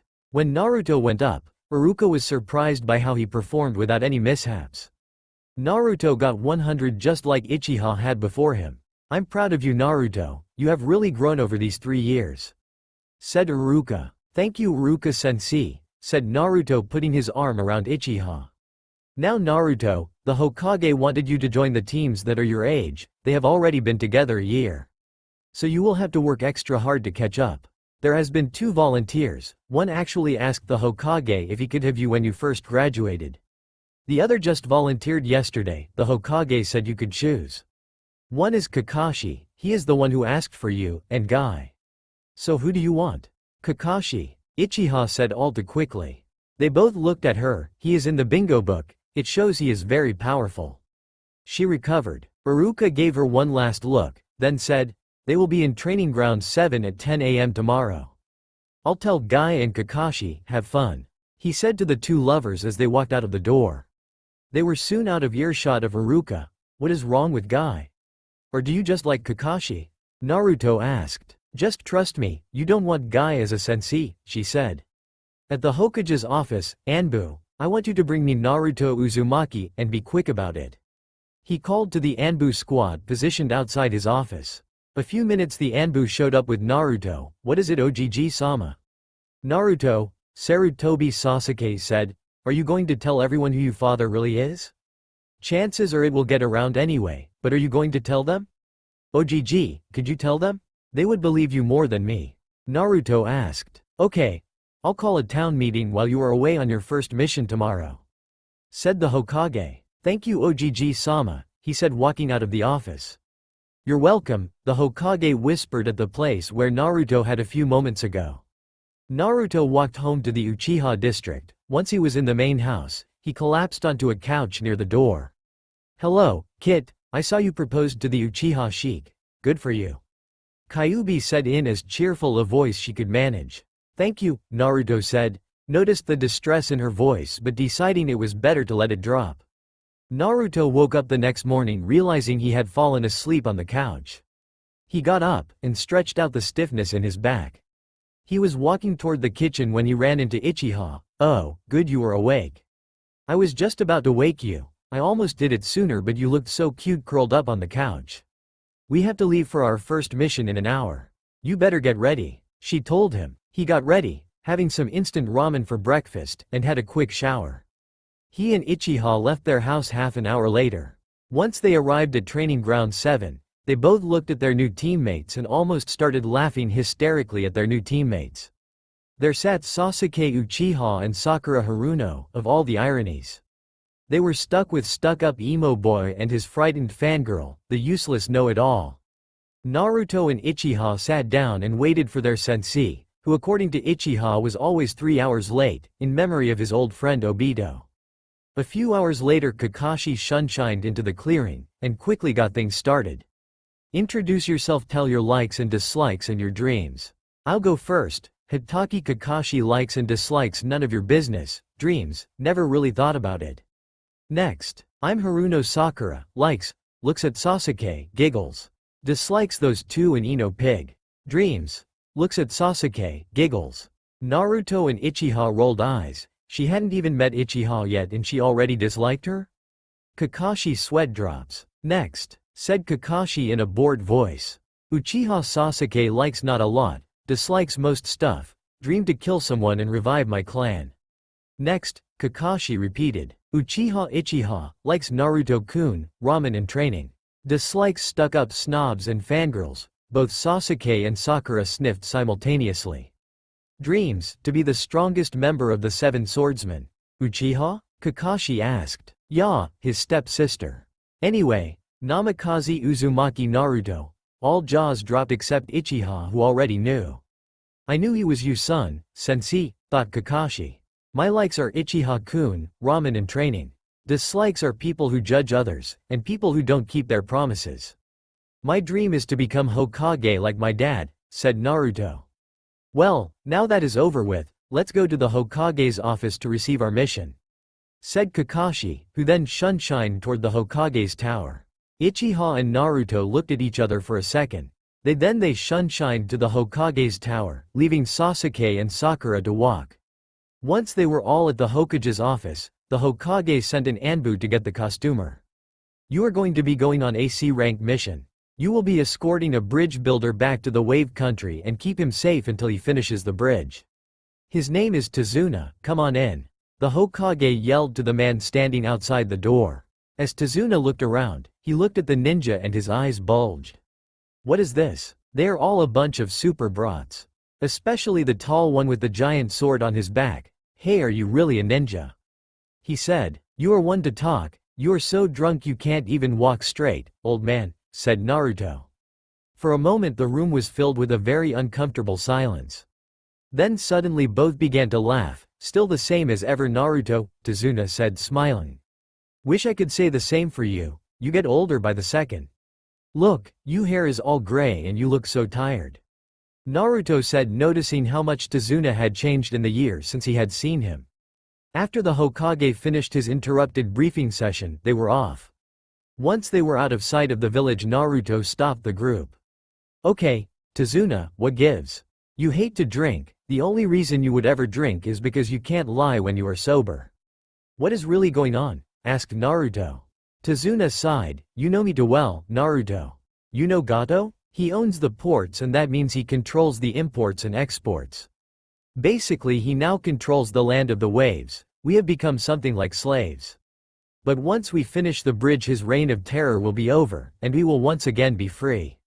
So, because I am the bridge builder, he wants me dead. He said, grieving over the loss of his little country's freedom. Okay, now are we going to keep going? Chances are this isn't a rank mission. Even if he wasn't a personal friend of mine, I would still take it. It will be my first official mission, and chances are you first real mission for all of us except Kakashi. This is the chance of a lifetime. Are you in or out? Asked Naruto, taking charge. Kakashi was surprised how much he reminded him of his sensei. Then again, he was his son, so it really shouldn't be surprising. I'm in, said Uchiha, Sasuke, Sakura, and Kakashi in quick succession. So they kept going along the path, watching out for anything unusual. About half an hour later, Kyuubi spoke up. Kit, do you feel that chakra signature? The one in the forest? That man has a bloodline, you will get it for me, Kit. Now, just tell them you will be right back. But, protested Naruto. Don't argue, Kit, just do it, said Kyuubi. Guys, I have to go for a minute. I'll be right back. Just taking care of some business, I'll catch up in a minute. Naruto said, heading into the bush. Nobody stopped him. He kept running toward the chakra signature. Once he arrived, he saw one of Orochimaru's faithful servants. He recognized him from the bingo book. There were not many people whose skin color is a strange gray and have two heads. Hello, Sakin and Yukon. I am here to steal your bloodline. Any objections? No? Good. Naruto lunged at the man. From now on, Sakin and Yukon will be just Sakin. Hello, little Jinchuriki, the man said, jumping back. Rumor is that your time as a Nukenin is over. I'd say those rumors are correct, he said, smiling at Naruto. This is going to be fun. The fight began. Naruto brought out some kuni and threw them at Sakin, only for them to be blocked by shuriken. In the moment after he threw the kuni, Naruto drew his sword, calling Akumatiru, activating his sword. He rushed towards Sakin and quickly slashed his arm before Sakin could jump out of the way. Naruto smiled, taking the sword and wiping some of the blood from Sakin's arm on his palm. Sakin looked at him as he gathered enormous amounts of chakra to where he had wiped the blood.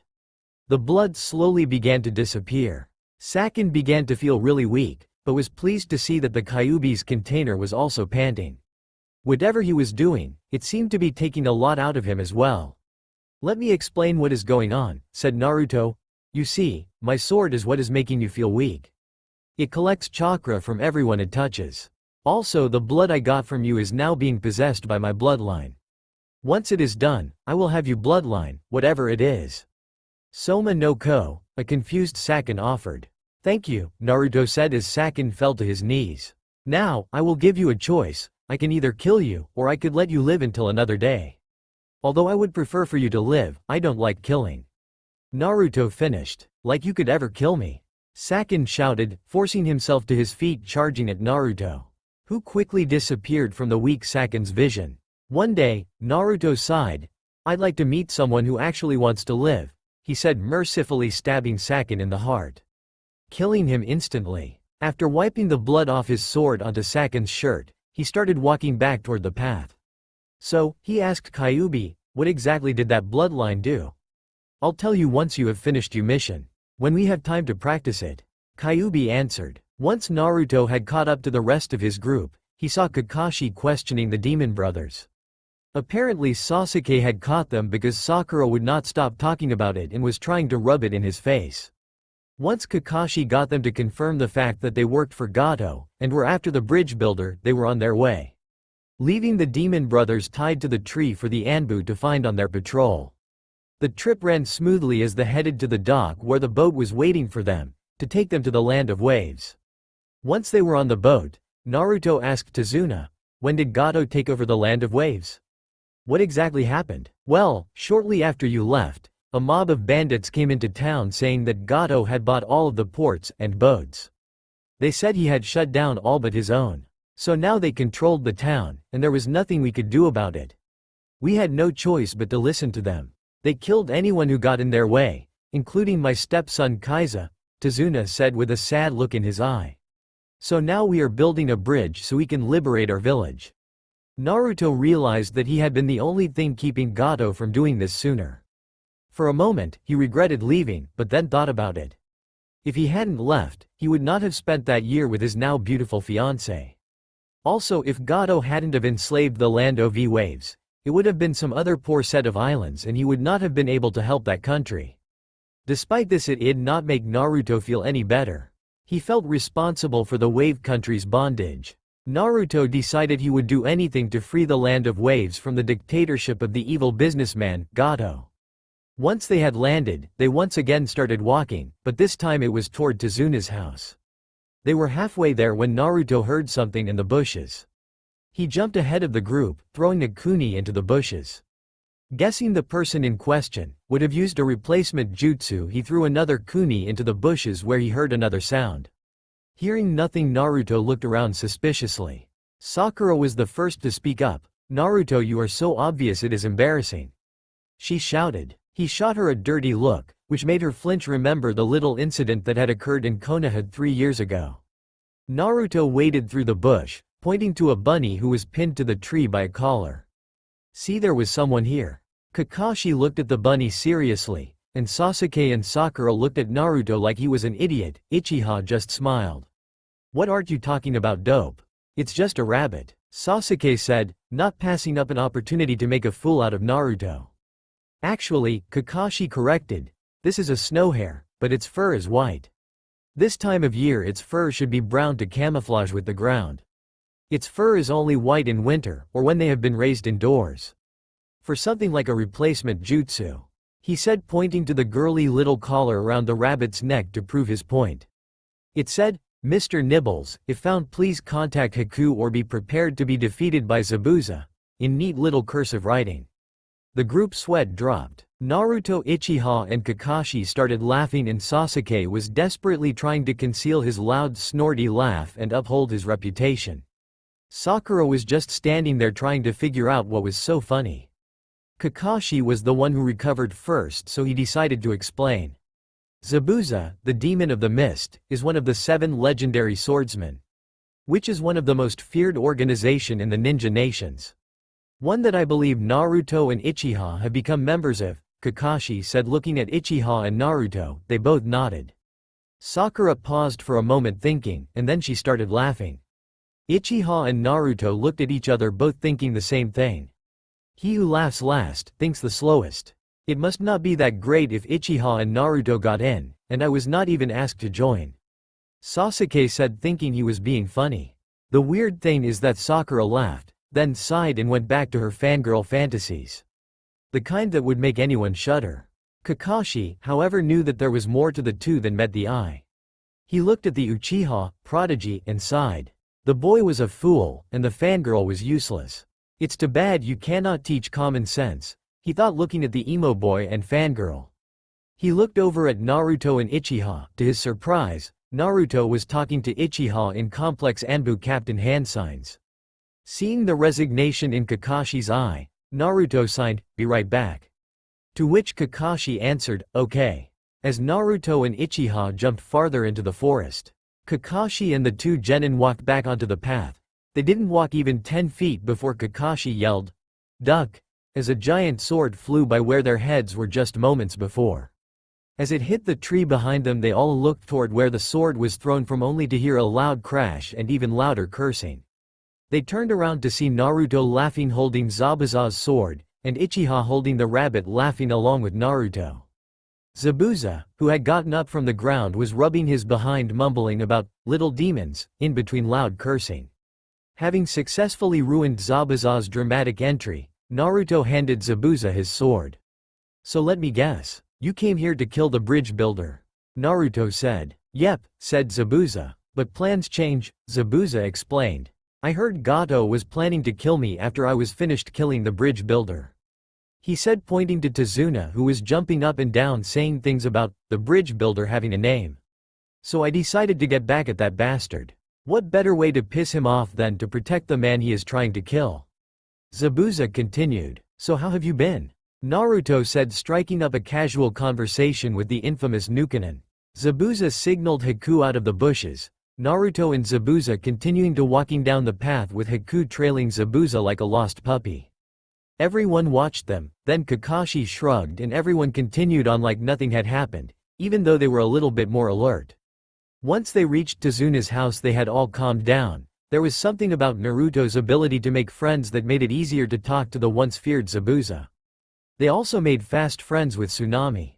The only person who Naruto could not reach was Inari. Flashback. Inari comes down the stairs. Seeing the ninja, he shouts, "You all better go home. We don't need any heroes around here." Naruto replied, "Really? I'd say it looks like you need some help. And I'm just the ninja to help you out." "Ninja?" the boy scoffed. "How could you be a ninja? I bet you live a nice comfortable life in Konoha, while we have to scrape up food. What do you know about suffering?" the boy shouted, starting to breath heavily after his little rant. "Suffering?" Naruto whispered, then let out a quiet, insane-sounding laugh that made everyone in the room shivered. Even Zabuza and Haku. "I know plenty about suffering. The question is, how would you know real suffering? I have been an orphan from birth. I never had a family, never had anyone who cared about me. I ate from garbage cans until I was 7. I slept on the street till I was 8. The worst day of my life was the day of my 9th birthday, when the whole town got drunk and came after me. Shinobi, Anbu, villagers, they all came to kill and torture me." His gray eyes seemed darker, almost black. The gem on the handle of his sword in the corner of the room was letting of a strange black aura. "That is not even the worst part. The reason I am an orphan is because my father, the 4th Hokage, sealed the 9-tailed fox inside me, the Kyuubi, then died. Nobody would adopt me, or even look at me like a human being. I was an animal to them, one that needed to be put down. Now tell me, what do you know about suffering?" Naruto finished in a small voice, while releasing small amounts of ki and chakra into the air, which mixed together, making it hard to breathe. Everyone was afraid to catch the attention of Naruto or make him snap. Naruto got up and said, "I think I need some air." After he left, everyone's eyes fell on Kakashi, but Sakura's, which were glued to the floor. "Was it? Is he?" Sasuke trailed off, for the first time in years, obviously showing emotion, fear. Kakashi understood. "It worse than that. I know I was one of the few Anbu that the Hokage trusted. Every year I would help pull Naruto out of the angry mob. Or I would be one of the ones who would arrest the small group of people who attacked or tried to attack him on a daily basis. I am surprised he is still alive. As to what he is, I cannot talk about it. It is an SS rank secret, placed under the penalty of death. Just know that everything he said is true," Kakashi said solemnly. "I thought." Every eye turned to Sakura. "I saw it once, it was on his birthday. I was walking by his house. I got a quick glimpse, I saw them beat him. The next thing I knew, I was waking up in my room with a killer headache. My mom said it was all a dream, and I believed her." They all had a look of shock on their faces. Even Uchiha, slowly one by one, all of their heads turned to the door which Naruto had exited from just moments before. With Naruto, "Kid, you need to calm down, you're getting dangerously close to a relapse of what happened with Sakura," the Kyuubi said in her most soothing voice. "Why do you think I left?" Naruto shouted angrily at her, punching a tree. The tree fell over, creaking and making a big crash. Naruto looked up at the tree and then down to his bleeding hand. He took a deep breath. "I'm sorry, Kyuubi," he said, obviously trying very hard to keep his voice steady. He knew he was failing miserably. "Naruto, come on in here," she said. Naruto obeyed. He walked into the cage, where she was standing with arm wide open. He ran to her arms. The only comfort he had ever found was in her arms. She was the only one who had ever really cared. The next morning Naruto woke up, his face still stained with tears.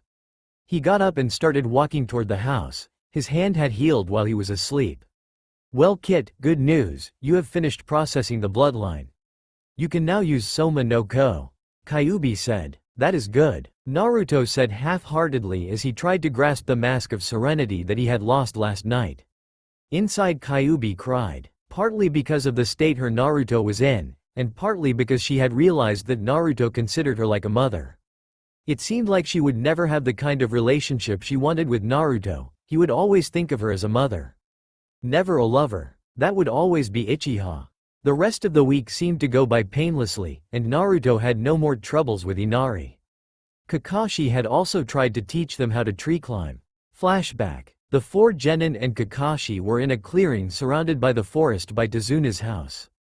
The clearing was small, but free of bushes, and other things that would get in the way of their training. The trees around them were fairly tall, but defiantly not the tallest in the forest. They were large oak trees with smooth bark, for the most part. There were also no signs of any animal life, except for a few birds flying through the tops of the trees. Overall it was a calm, quiet and secluded place. This place was one of the many places in the forest that was ideal for training, and it was perfect for the training that Kakashi had in mind. Alright, training starts now. We will begin with a review of chakra, the ninja's basic source of power. Understanding chakra is essential, said Kakashi. We already know that, said Sasuke in a monotone voice. Iruka-sensei already taught us about chakra. I know that. Okay Sakura, take it away, said Kakashi. Okay, Naruto and Uchiha, I'll explain it simply so you two can understand it, she said, attempting to insult their intellect. She pulled a scroll out of seemingly nowhere. Chakra is the elemental life energy a ninja uses in jutsu. It is the source of all his power.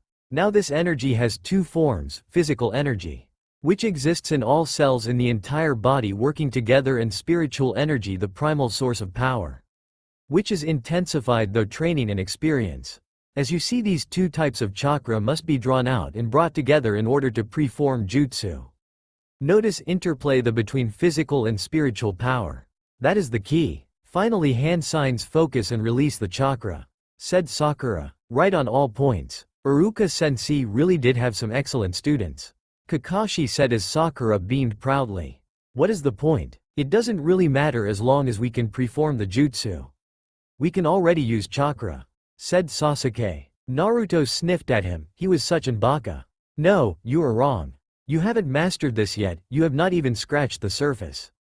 It is just like Sakura said, you have to draw on physical and spiritual energies and then combine them within yourself. But how do you do that? Each jutsu requires different kinds of chakra in different proportions. You must select and combine them in exactly the right way. Up to now you have just guessed at the proportions, hoping they would come out right. Even if you produce a lot of chakra, if you cannot balance and control it, it is all worthless. The jutsu won't work at all, or it will just be a joke. You waste so much energy that way. Then you are out of chakra and you can't fight at all. You are just a target. To fix this you must train so hard that controlling your chakra becomes second nature. To achieve this goal you must be ready to put your life on the line, Kakashi said, voice filled with suspense. What do we have to do? Sakura asked. Kakashi laughed. Climb a tree, he said. Sasuke and Sakura repeated him, confused as to how this would help. Uchiha and Naruto just sighed. They had already done this. It was easy now, too easy. Kakashi laughed again. There is one catch. No hands, he said. What, you're kidding? Sakura asked. Am I? Let's see, he said, walking up the tree like it was nothing at all. Sakura and Sasuke stared in awe and Naruto and Uchiha rolled their eyes. Well, you get the idea. Focus the chakra towards the soles of your feet, and use it to connect to the tree. This is one way to apply the power of chakra. Kakashi finished. Okay, that is a nice trick, but does improve our jutsu? Asked Sakura. It is the only way, that is the entire goal of this training. First you will learn how to draw a precise amount of chakra to a precise point in your body. This is difficult even for elite ninja. This activity requires a subtle mix of spiritual and physical chakra, and the bottoms of the feet are the most difficult points to focus chakra. Are you getting the picture? If you can master this you can master any jutsu, well, theoretically. The second point is to maintain your chakra levels. When a ninja is focused in battle, it is harder to control and maintain his chakra levels, a deadly mistake. To avoid this, maintaining chakra must become second nature. Effortless. Well, I can talk about this all day, but that won't advance your skills. Will it? You need to apply the power of chakra through training, he said, getting out 4 kunai and tossing them down by 4 genin's feet. Use the kunai to mark the tree at the highest you can climb. Without using your hands, then try to get past that mark the next time, and the next. At first you will need to run at the tree, so your momentum will take you as high as possible, until you get used to it. Ready? Kakashi asked. Sensei? I have already completed this chakra control exercise, so has Uchiha. Naruto said. Okay Naruto, how far have you gone with these exercises? Show me, you too Uchiha. Naruto climbed up the tree, then turned around and did a cartwheel. He then climbed to the top of the tree and placed the tip of the kunai on the tree, so it did not cut into the tree but stood up using chakra. Naruto then grabbed the kunai's handle and held himself out so he was parallel with the ground. Kakashi was impressed by this, but not as impressed as when he started jumping from tree to tree using chakra to blast him off the tree and add to the distance of the jump. Very creative, Kakashi noted. Uchiha repeated Naruto's performance, then used some chakra strings to levitate the kunai over to Kakashi. Naruto and Uchiha looked at each other, then at Sasuke and Sakura. They laughed at the ridiculous look on both of their faces. While Sakura's face looked like she was choking on air, Sasuke's mouth was hanging open, not by much, but still it was hilarious. After Naruto and Uchiha had finished showing off, they climbed down, looking at their sensei, waiting for pointers or new exercises, but all he said was, "Good job." Naruto and Uchiha were a bit put back. Surely this Jonin knew some more exercises to improve their chakra control. Meanwhile, Kakashi was fuming. These two genin probably had more control over their chakra than he did. End of flashback. After that, he and Uchiha had practiced their kenjutsu and ninjutsu together. This activity did not entertain them for long, but they soon found a way to appease their boredom. It soon became dark and Tsunami came out to fetch the ninja for dinner. She wandered around the forest for a bit looking for her father's ninja protectors. She soon found Sakura and Sasuke. Sakura was sitting at the top of the tree, cheering on Sasuke, who had only made it halfway up the tree. Tsunami told them it was time to come back to the house for dinner. Sakura ran down the tree, happy for something to put in her empty stomach after a long day of training. Even if most of the day she had been sitting in the tree yelling words of encouragement down to her crush. Sasuke forced himself up to his feet, walking after the giddy, skipping Barbie. Small makeout session. The couple, seemingly unaware of their presence, kept on kissing. It was so sudden when Uchiha pulled her face away from Naruto that she thought they had been discovered. Only when Uchiha spread her legs and sat on Naruto, resuming her game of tensile hockey, did her heart stop fluttering. It did not stop for long. Soon Uchiha began grinding her crotch against Naruto's. Her hips moving in a circular motion. This only caused more moaning pleasure for the couple. Also making, to Kakashi's amazement, Tsunami's face glow an even deeper red. This was it. She knew that if she did not turn back now, there would be no turning back. She was headed down the path to perversion. One that many men and a couple women, openly traveled. Like Jiraiya of the Sannin, and obviously Kakashi Hatake. Even knowing this, she could not turn her eyes from the couple, not even for a second. End of small makeout session. It was soon over, and Naruto stood up, wiped the drool from his chin and grabbed his shirt, pulling it over his head. "Enjoy the show?" he asked to the two hiding in the bushes. Kakashi, unable to hold back, let out another perverted giggle. Tsunami thankfully was able to control herself, though she was smiling, a big perverted smile. "I'll take that as a yes," Uchiha teased, pulling her own shirt over her head. They both grabbed their weapons and getting together their belongings, which had been scattered all around the clearing. As soon as they were done, Tsunami walked into the clearing. "It is time for dinner," she said, looking down, trying to hide the blood that had gathered to her face in a furious blush.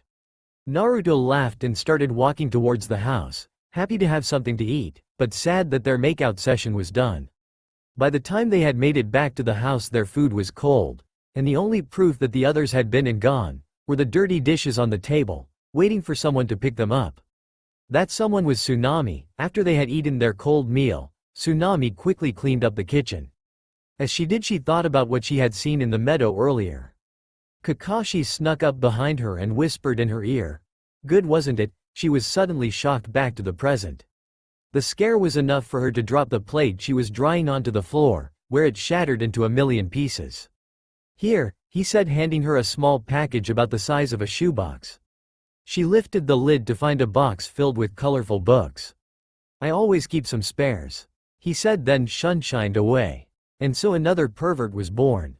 One of the first girls to proudly read Icha Icha Paradise out in public, much like Kakashi read his. Kakashi was never more proud. Back in Konoha, the Hokage was sitting at the desk in his office, which was covered in paperwork and the one of Jiraiya's books. For some reason, he could not even pick it up, never mind read it. This was unusual for the closet pervert. Most of the time he could not keep his nose out of the books, and cursed the few moments his secretary came in to tell him or warn him about something. But now he was wishing his secretary would come in with something, anything, as long as it delayed the meeting he had promised to hold. Sarutobi Sasuke knew he had put this off as long as he could. But Naruto could come back any day now, and he had made a promise. He would tell the village about Naruto Namikaze Uzumaki. Sarutobi just hoped that this would not make things worse for the poor kid. Not that he was really a kid anymore, and Sarutobi was very confident that he could take care of himself, but he had still had a rough past. The fourth's last wish was that his son was to be viewed as the hero of the village, not the demon spawn or demon container that everyone thought he was. This was going to be a big blow to the city of Konoha. They thought he was the enemy, not the son of their greatest hero. Sarutobi was praying there wouldn't be any riots or kami forbid murder. As he called in his secretary, telling her to call a town meeting, he performed some of the meditation exercises he had learned in a yoga class. One of his older friends said it lowered your blood pressure. It had also been a good excuse to get away from paperwork. Maybe I should join it again, he thought, staring at the mounds of paperwork sitting in front of him. A while later his secretary woke him from his daydreams with a quiet, "The town is gathered Hokage-sama." Sarutobi sighed. This was going to be interesting. He just hoped it would go over smoothly. He was soon on the balcony of the Hokage Tower. At his feet stood all of the townsfolk and ninja of Konoha, even the Anbu. For a moment he looked over at Hokage monuments, specifically at Jiraiya's student, the fourth. This news was important for everyone to know, and he knew it would get out sooner or later, but he was still unsure about the idea of the town knowing Naruto's heritage. The Hokage didn't worry about any of the ninja and Anbu on missions not getting the information. With the way the town gossiped, they would find out soon enough. I called this meeting to discuss Naruto Uzumaki, the Jinchuriku. The Hokage began. Are we finally going to execute him? A brave man in the crowd shouted, his loud voice echoing off of the Hokage tower. The demon deserves to die. The man shouted. Many people in the crowd shouted their agreement, while some stayed quiet, seeing the somber look on the Hokage's face. As you know, Naruto has been treated with less respect than he deserves. He is saving the village right now by keeping the Kyuubi sealed inside him. The fourth's last words were to treat the kid like the hero he is. The Hokage sighed, he might as well get it over with. Naruto is the fourth son. His real name is Naruto Namikaze Uzumaki. Frankly, I don't know how you didn't figure it out. He looks just like his father, the only difference is he has whiskers. He also acts just like his mother, the fourth's wife. Kushina Uzumaki. I mean, how much more obvious can you get? At this point he was yelling at the crowd below. Sasuke Sarutobi did not lose his temper often, but when he did, watch out. He had often been called the Raging Panda. He hated that name, his old friend had given it to him. He said that Sarutobi was as patient as a panda, and his fits of anger were mighty, even though they were few. The crowd below was stunned, whether it was because of the announcement about Naruto, or him yelling, or a combination of both. He did not know. Sarutobi soon regained his composure and left the balcony before the crowd could pull themselves together. That went well, he thought to himself sarcastically. Shortly after, shouts started coming from outside the Hokage's tower. Outside there were 4 points of view. I knew that, coming from the elders, who cares, he is still a demon. From some of the men in the village, I am sorry I treated him that way. Coming from the rest of the men and a couple of the women. And lastly from the majority of the women, Namikaze. Somewhere outside, hidden in the mist on the other side of the island, Gato had hired a new man to replace Zabuza. His name was Kyuubi of the Smoke, or it soon would be. Kyuubi was a dangerous man with an uncanny ability to control fire, but that was not the reason he was soon to become one of the most feared men on the planet. The real reason was Kumori. He appeared only when Kyuubi called him. Sometimes he was red as fire, sometimes gray as the ashes that into which the fire turns all it devours. He leapt from the ground like flame flickering up from wood. His touch, and even his breath, brought death. He rose up by his master's feet, soundless and faceless, scenting the air like a dog on a trail, waiting to be shown his next victim. They say that Kyuubi had Kumori made with the ashes of his victims, but no one would ever know who had made Kumori, for it is said that whoever had bought the Kumori to life Kyuubi shortly killed afterwards. But one thing that everyone was soon to know: Kumori was immortal and invulnerable and as pitiless as his master. Now, Gato said, I want you to kill the bridge builder. Naruto and the others trained while they were waiting for the bridge builder to finish up with the bridge. He had promised it would not take much more time. Naruto was getting impatient. It was not that he didn't like training with Uchiha, he did very much. Naruto was tired of staying in the same place. During the last year of his banishment, he roamed the countries, never staying in one place for very long. This was getting on his nerves. He had traveler's itch, and it was getting worse. He was dreading heading back to Konoha, where he would have to stay in the same place for weeks, even months. During one of the few times that Naruto and Uchiha's training sessions was actually training, Naruto was going through the stances of the sword, performing each movement with grace, speed and precision. As Naruto went through the moves, Heron wading through the rushes moved into the moon on the water. As he kept moving through the stances, he started to feel a little lightheaded. At the same time, Uchiha noticed that his movements were becoming a little shaky. She would have dismissed this as an argument with Kyuubi, which happened quite a bit, if he had not started coughing. Naruto never coughed, he never choked. She thought that had something to do with how he had trained himself to eat ramen. He never got sick, so this was unusual. "Are you okay?" she asked as Naruto lowered his sword. Naruto could not remember who she was, who he was. What was she saying? She sure was pretty. Where was he? He looked around bewildered. Everything was swirling and the colors were colliding, making very interesting patterns. Itachi realized something was very wrong. She rushed over to him and reached him just in time to stop him from collapsing and slicing himself in half with his sword. She looked at his sword. The gem on the hilt was flashing in every color known to man, and some that she was sure had never been seen by human eyes before. Normally she would have stayed there and watched it change from color to color, but now was not the time. Her suspicions were confirmed. This was no normal sickness, she sighed. Why is nothing ever normal with Naruto? She thought, gathering him in her arms bridal style. She rushed him to the house. Tsunami saw her rush upstairs. That was strange. She usually stopped to say hello. Tsunami walked upstairs to say hello and see what was going on. She reached the room in which Naruto and Uchiha shared just in time to see Uchiha gently lowering Naruto down on his bed, which was opposite to hers. She looked at Naruto and realized that the sickly pale yellowish skin was not normal.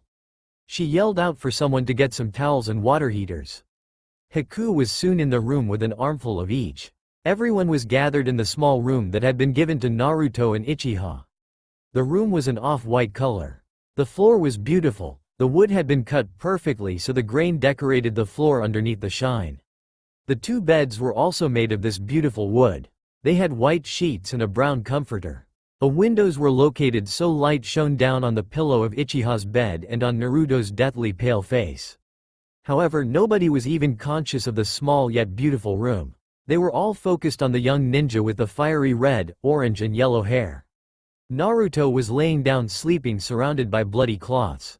Every once in a while he would begin to cough again, spitting up more blood. Nobody knew what to do. Nobody had ever seen Naruto sick, never mind spitting up blood. It did not help that the only one who knew first aid was Haku, and she had only taken basic training. Even Sasuke was worried, not to mention the fact that if there had been any doubt he was telling the truth about the Kyuubi, it was gone now. The Kyuubi was flooding chakra throughout Naruto's body. Though not even Kakashi could say whether it was helping or hurting him. Everyone was tired. It had been 2 days since Uchiha had brought him into the house. Kakashi didn't think that Uchiha had left his side for more than a minute, and he certainly didn't think she had gotten a wink of sleep, even though her bed was just across the room. He was worried for the both of them, but no matter how he argued or tried to persuade her, she would not leave his side for long enough to even take a nap. He didn't know what to do. He just hoped Naruto would get better soon. Kyuubi was sending her chakras surging through the boy's veins. She knew it was not going to help him get any better, but at least she could keep him from dying. She did not know what could save him now. "Naruto, don't give up," she shouted to the figure lying on the damp floor of the mindscape. He lay there, tossing and turning, panting like he had been training for days. She did not know if he could hear her shouts, never mind whether or not it was helping. For all she knew, she was making it worse, but she had to do something. She thought about making him a yokai, demon, but this was not possible. In his current condition, the transformation would be equal to suicide. "Naruto, you can't give up," she whispered. "You can't give up because I love you." She shouted the last 3 words. As if those words had some magic properties, Naruto instantly stopped tossing and turning. His breathing also slowed down to a light pant. Kyuubi noticed the change immediately and kept repeating it, in the futile hope that those 3 words would heal the broken boy. She stopped a while later, throat unable to handle another scream. Somewhere deep in Naruto's subconscious, which was almost like a mindscape within his mindscape, Naruto was standing, or floating in the middle of blackness. He could not see the nose on his face. The darkness was like none he had ever seen, a suffocating black abyss. He could not hear anything, not even the sound of his own breathing. Yet even through the darkness, and the silence, something echoed through the darkness, "I love you." These words were spoken by not one but 2 familiar voices. At first he could not recognize them, but then images started to fly by. Even in the darkness he could make out the images: the first time he had met Kyuubi, the first time he had kissed Uchiha, crying on Kyuubi's shoulder, proposing to Uchiha. Every one of his precious memories with the 2, he shared a connection with the 2 that could not compare to the feelings he had for anybody else. The 2 connections were also different from each other, but there was one constant factor in the way he felt for the 2, it was love, he realized. Before he had thought of Kyuubi as a mother figure. The first he had ever had, a shoulder to cry on, and a giver of good advice, even if he hardly ever followed it. He suddenly understood, that feeling he got around Kyuubi was the same as the one he felt around Uchiha. She was not his mother, she was his lover. This realization also followed a discovery. Looking off into the distance he saw a light so bright that it pierced through the darkness like a hot knife through butter. He walked or floated toward the glow, as 2 figures materialized in the light. They were Uchiha and Kyuubi. He rushed toward their open arms. Uchiha was starting to doze off again. She thought Kakashi had thrown some gravel into her food. She watched as Naruto breathed. His breathing was still faster than normal, but no longer dangerously so.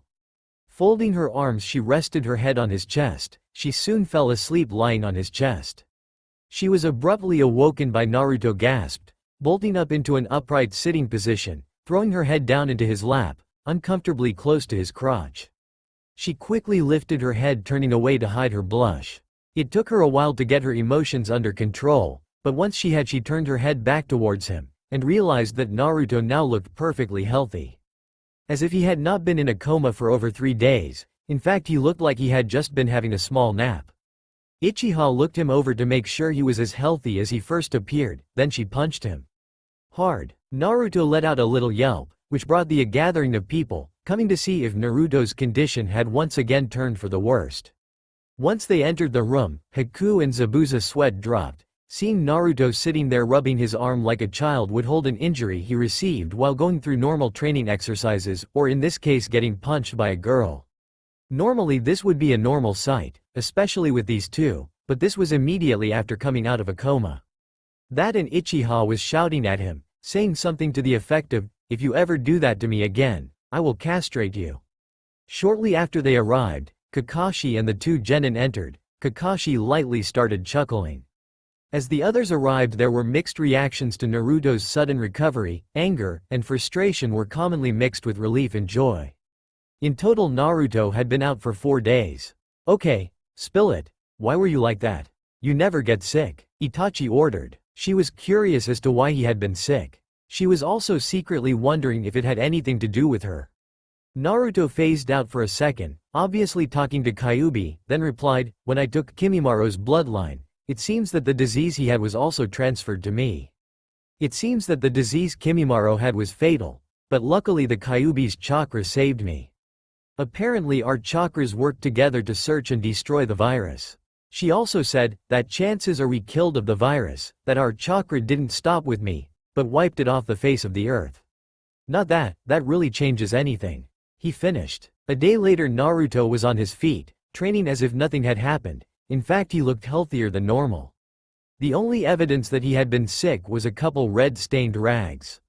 "Now, it is time I showed you how to use Soma no Ko," said Kyuubi. Somewhere in one of Orochimaru's hideouts, Kimimaro woke up. He was still connected to Orochimaru's machinery. He was down in one of the lower levels of Orochimaru's underground palace. Kabuto was coming down for his checkup. Nothing was abnormal there, but something was different. He was not in pain. The constant pain that he had to endure because of his illness was gone. Orochimaru must have created a stronger pain medication. thought Kimimaro, watching Kabuto start drawing blood from his leg, and run it through the scanner. He could not make heads or tails of the readings on the machine.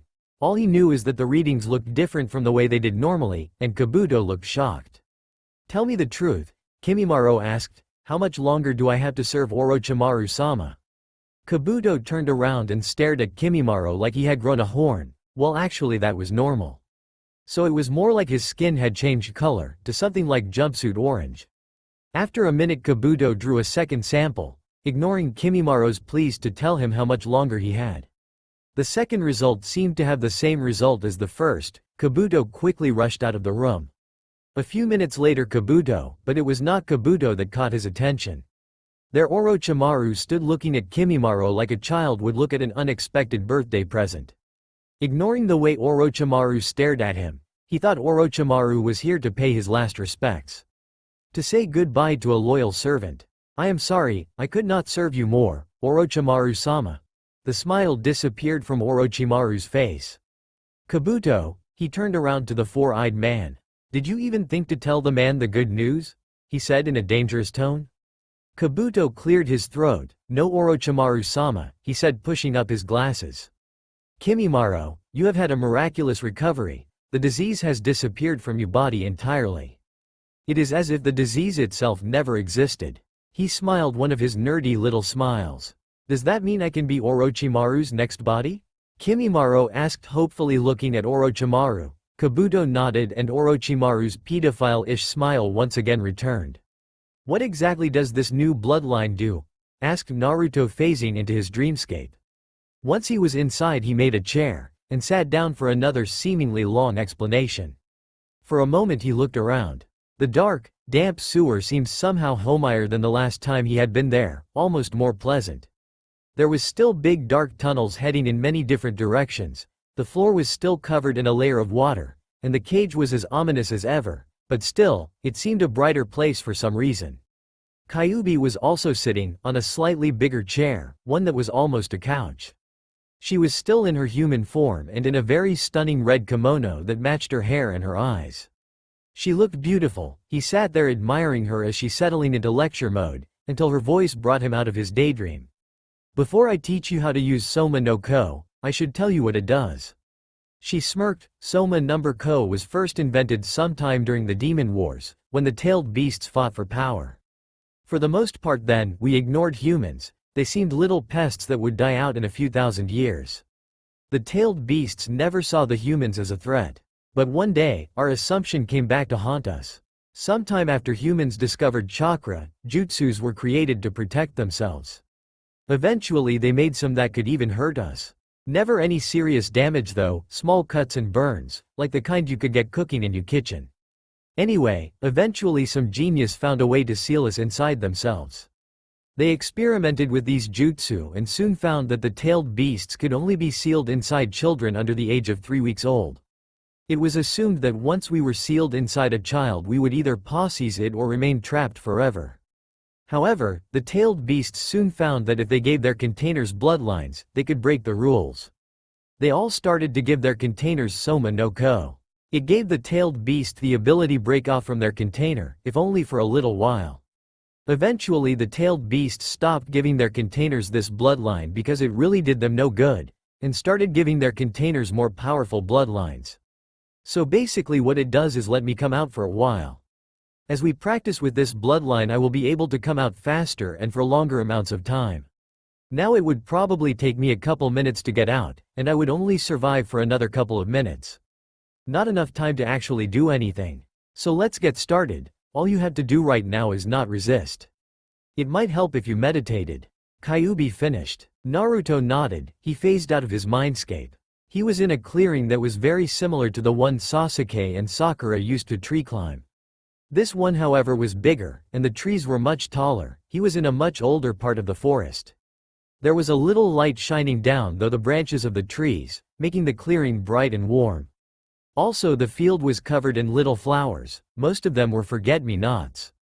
Taking Kyuubi's advice he sat down and took his meditation position. As he meditated, a strange feeling came over him. He felt a lump starting to grow on the back of his neck. It also felt like something was trying to break off from his mind. Kyuubi had said try not to resist like it should be easy. Truthfully, it was the hardest thing Naruto had ever done. He tried to keep all of his muscles loose and his mind open, but the longer it took, the more Naruto just wanted to tense everything up. He knew that this would make the feeling worse and make it much harder for Kyuubi to get out. Soon the lump on his neck started to take shape. A small furry fox muzzle was forming. It started letting out little yips which Naruto took for grunts. The little fox now had a neck. The both of them kept grunting and groaning as they tried to separate. Uchiha was walking in the forest looking for Naruto. She suddenly heard him grunting and groaning. But that was not what caught her attention. She also heard another voice. This voice seemed more feminine. It was letting out short periodic yelps. Uchiha was furious. How could he? Sure, she didn't care if he had other women in his life, it was inevitable. But she had at least expected him to tell her about them, that way they could have fun together. Also, going by the yelps and groans, they were going farther than he had gone with her. She had believed the whole "wait until we are married" thing. She had even thought it was cute. How could he do this to her? She started walking briskly toward the sound of the two voices. Her long strides and her anger calmed down as Naruto came into view. He sat there, face rippled in effort. He was sitting in his meditation position. She still heard the female voice, but she could not see her anywhere. She stopped and looked at him. What was going on? Suddenly a fox popped out from behind Naruto. The small fox looked like a newborn. It was covered in sweat. It also had 9 tails. It wobbled a few paces then collapsed. Naruto looked at the fox in a loving fashion before falling on his back and looking at the sky, trying to catch his breath. Uchiha stared. At this time Naruto noticed her standing there and decided to make introductions, before Kyuubi disappeared. Uchiha, meet Kyuubi no Kitsune, the 9-tailed fox.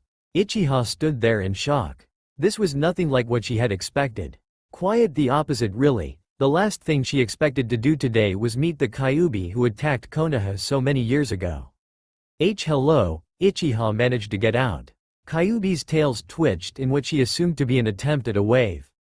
Uchiha did not know what she was supposed to do in a situation like this, so she decided she would just sit down and watch the pair. Shortly after the two had gathered their breath and were able to sit up again, Kyuubi disappeared in a puff of smoke. Naruto sighed and they once again repeated the process. They repeated this 4 or 5 times before Uchiha got bored. She left to go and do some training in another part of the forest. A week had passed since they had reached Izuna's house. Most of the time the teams had spent training, because they had nothing better to do. The days had been relatively quiet since Naruto had come out of his coma.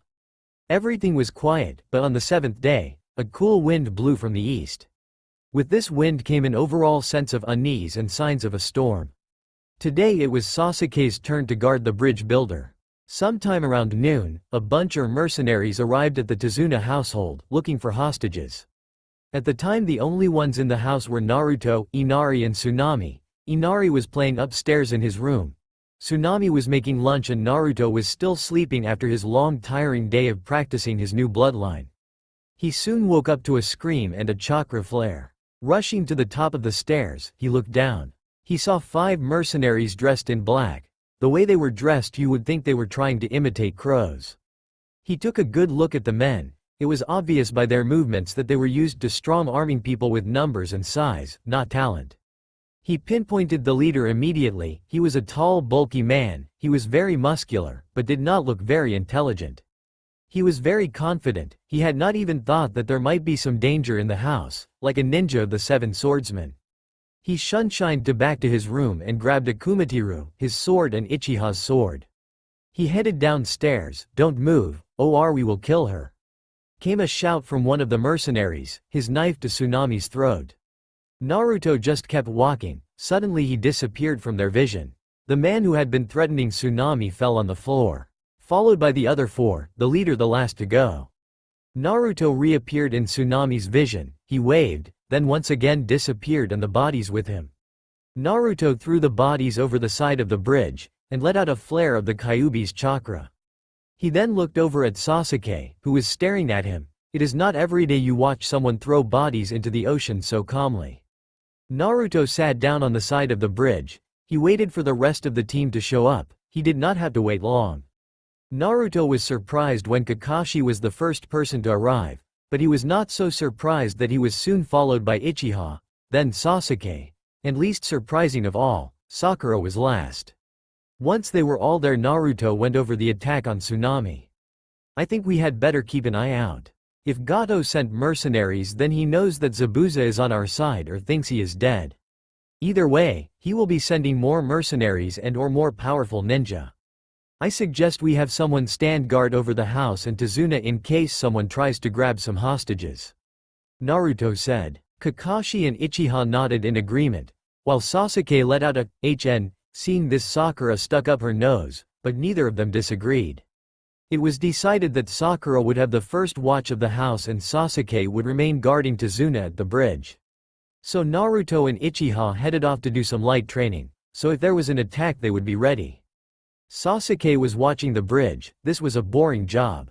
Nothing had even happened the whole time they were here. He was lost in thought. Most of his thoughts were about how he was going to kill his brother. He was so deep in thought that he did not notice a man walk up to him. A voice brought him back to reality.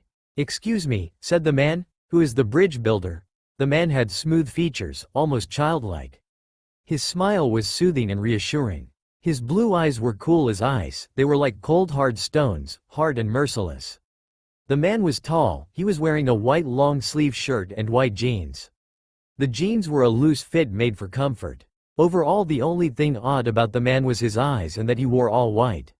But even Sasuke understood that looks were deceiving. He also believed that eyes were the windows to the soul, and if the man's eyes were any indication to his soul, then Sasuke never wanted to meet this man in a dark alley.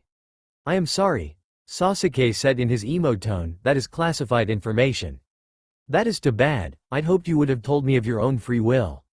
The man sighed. He grabbed the Uchiha by the throat. "Now tell me, where can I find the bridge builder?" he commanded. "I'll never tell you," Sasuke spat. He started to make the hand signs for fire release. Great fireball technique, snake, ram, monkey, boar, horse, tiger, he said, calling out the signs. The man just smiled. "Fire release. Great fireball technique," he shouted, inhaling and then spitting out a huge ball of flames. Naruto, Kakashi and Uchiha all turned their heads at the same time, in the same direction. They had felt the spike of chakra coming from the direction of the bridge. They looked at each other, then shined towards the bridge. There were many dark clouds overhead. They looked dark and angry, like they were threatening to release their fury any moment. The waves beat against the shore with amazing force, as if warning the genin and jonin of the force of the storm to come, telling them to head for shelter while they still had the chance. They saw a man holding Sasuke by his neck. Sasuke had this ridiculous look of terror on his face. If the situation had been different, Naruto would have laughed at him. But because this was not a friendly situation, Naruto got into a fighting stance. "Put him down," Naruto said confidently. "Oh," the man said, looking Naruto up and down, then repeated the process with Kakashi and Uchiha, not even bothering to look at Sakura. "Looks like two of you will be able to give me a good fight." Kakashi put on a confident grin underneath his mask. He also lifted up his headband to reveal his Sharingan. "Tell you what, I'll even let you die with honor," he said, biting his left thumb and wiping the blood on a tattoo located on the palm of his right hand. There was a small puff of smoke, and a small collection of ashes appeared on his hand. The man quickly threw the ashes on the ground, and a slightly reddish gray smoky figure appeared. The thing that popped up out of the ashes had no face, but two beady blood-red eyes. "Meet Kumori," the man said, as if introducing a pet. "Okay, we know your little summon's name, but what is yours?" asked Sakura in an arrogant tone, not realizing the seriousness of the situation. "Oh, how rude of me," the man said, dropping Sasuke and giving a deep bow. "My name is Kyuubi. How do you do?" He was surprisingly courteous, as if he was at a ball, not in the middle of a bridge in the middle of nowhere. "He is trying to kill the bridge builder," Sasuke called. "Yeah, I'd figured that out," Naruto called out sarcastically. "So, are you going to tell me where I can find the bridge builder? If you do, I will spare the village any your little friends." "Sound like a deal?" Kyuubi asked. "No, but here is a deal, you leave and I will not kill you," challenged Naruto. The man laughed. "I guess this will not be resolved peacefully." Oh, well, all the better. It has been a long time since my little pet has gotten any exercise. The man smiled and gave the signal for Kumori to attack. Kumori rushed forward. It was as fast as any ninja, as the wind whistling by the shadow sounded like moans coming up from the pits of hell. The noise made all of the ninja wince. Kakashi took a good look at the shadow. I cannot see it with my Sharingan. What is going on? Kakashi shouted. Everyone looked at him. Sasuke and Uchiha activated their Sharingan, and confirmed Kakashi's report. The Sharingan cannot see this thing, it just disappears. Sasuke said in shock. He had never seen or heard anything like this. People with the Sharingan were at a disadvantage when fighting this thing. The Sharingan had a weakness. By the time Sasuke had said this, Naruto was face to face with the Kumori. Naruto pulled out a Kumadiru and sliced at the shadow. When the sword whistled through the shadow without even slowing it down, he jumped back. He tried a jutsu. Tiger, ox, monkey, rabbit, sheep, boar, ox, horse, monkey, tiger, dog, tiger, serpent, tiger, ox, monkey, rabbit, bird. Water release. Great waterfall technique, Naruto shouted as he completed the jutsu. As the attack hit, Kumori faltered for almost half a second. Naruto sent a chakra-enhanced punch into the little pet. He felt his chakra being sucked up by the thing. The more chakra the shadow sucked up, the weaker it got. Unfortunately, the amount of chakra being sucked out of Naruto was hurting him more than it was hurting the shadow. He shouted a heads up to the rest of the team. Raw chakra seems to hurt it, but it takes a lot. Be careful, you guys. The team nodded back. They understood that if Naruto said it took a lot of chakra, it took a lot of chakra. Kakashi analyzed the situation. Maybe if we attack Kyapurai-kun, his summon will disappear. It works for most summons. Few stay around after their summoner is knocked unconscious. Kakashi said, relying on his information about his dog summons to add some validity to his story. Thanks for the tip, Kakashi, but I don't think this guy is going to let us get anywhere near his master. Look at his position, it is more of a defensive stance than an offensive stance. Uchiha pointed out. You have a point there, Kakashi mused. How do you see a stance? It is a ball of smoky ash stuff. Naruto asked. Uchiha shrugged. Naruto looked to Kyuubi for help. Do you know a way that I could defeat it? Do you have an extra store of chakra or something? Fox Sage Mode, Kyuubi simply stated. Naruto's eyes got wide. Fox Sage Mode? Come in here, she said, and be quick. Very quick. Naruto did as he was told. I have been saving up my chakra for just such an emergency. As Kyuubi, leader of all the tailed beasts, I can temporarily stop time outside of your mindscape. Or more accurately, speed up the time in your mindscape so the time outside slows down to a crawl. I can only do this once or twice every 3 years, so you better make the best use of the time you have. Now Sage Mode is a mode which was discovered by the Toad Sages in the Toad Mountains. This originally allowed ninja with the Toad contract to learn how to use the natural energy, the Earth's chakra, to mimic the toads.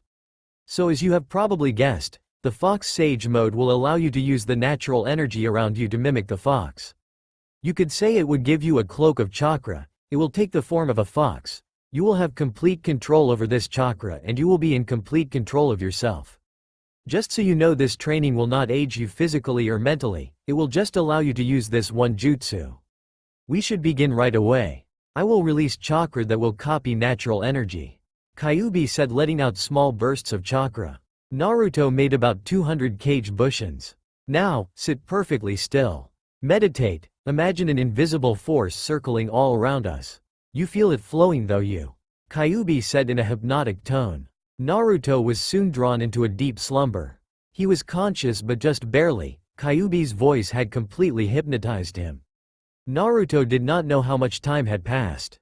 But he suddenly woke up from his trance. The only thing that hinted that any time had passed was the fact that Kyuubi sounded like she had swallowed a frog. She was also panting slightly. He did not know how much talking it took to do that, but it must be a lot. He could tell that something besides his and the Kyuubi's chakra was flowing through him. If he was going to guess, he would say that it was that natural energy that Kyuubi had been talking about. Now, Kyuubi said, trying to hide how coarse her throat was, we have to practice the Fox Sage Mode. All you need to do is concentrate the energy all over your body like you would for tree climbing, but instead of keeping it on your skin, release it so it forms around you. Naruto did as she told him. He watched as a red film covered his eyes. Upon closer inspection he realized that it was the chakra he was releasing. It was red because it was Kyuubi's chakra.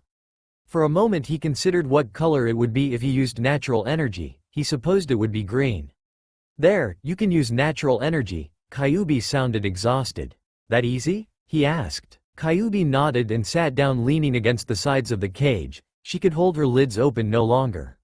She fell asleep right there and then. Naruto felt time start to move again. It felt kinda weird, but he knew it would not take long to get used to it. As he faded out of his mindscape he considered the facts. He knew that if he could not use the real natural energy they would all be dead. This training had completely depleted Kyuubi's chakra store, and his friends were no match for this monster. Naruto phased out of his mindscape. He noticed that everything was in the same position as it was in when he left. He watched time move. It was still moving slowly. He tried to move, and found that his body was still moving at regular pace, no matter how fast his mind was moving. He found that the time was quickly catching up. He watched things start to move faster. He started to gather natural energy. He felt it surge within him. However, it surprised him that the natural energy seemed to be a blackish color other than the greenish color that he had suspected. By the time was moving at its usual rapid pace, Naruto had gathered just enough natural energy to cover himself with a cloak. Everyone stared as the cloak enveloped him. Even Kumori seemed to hesitate at seeing this new power. In his demon cloak made him almost look like a completely different person.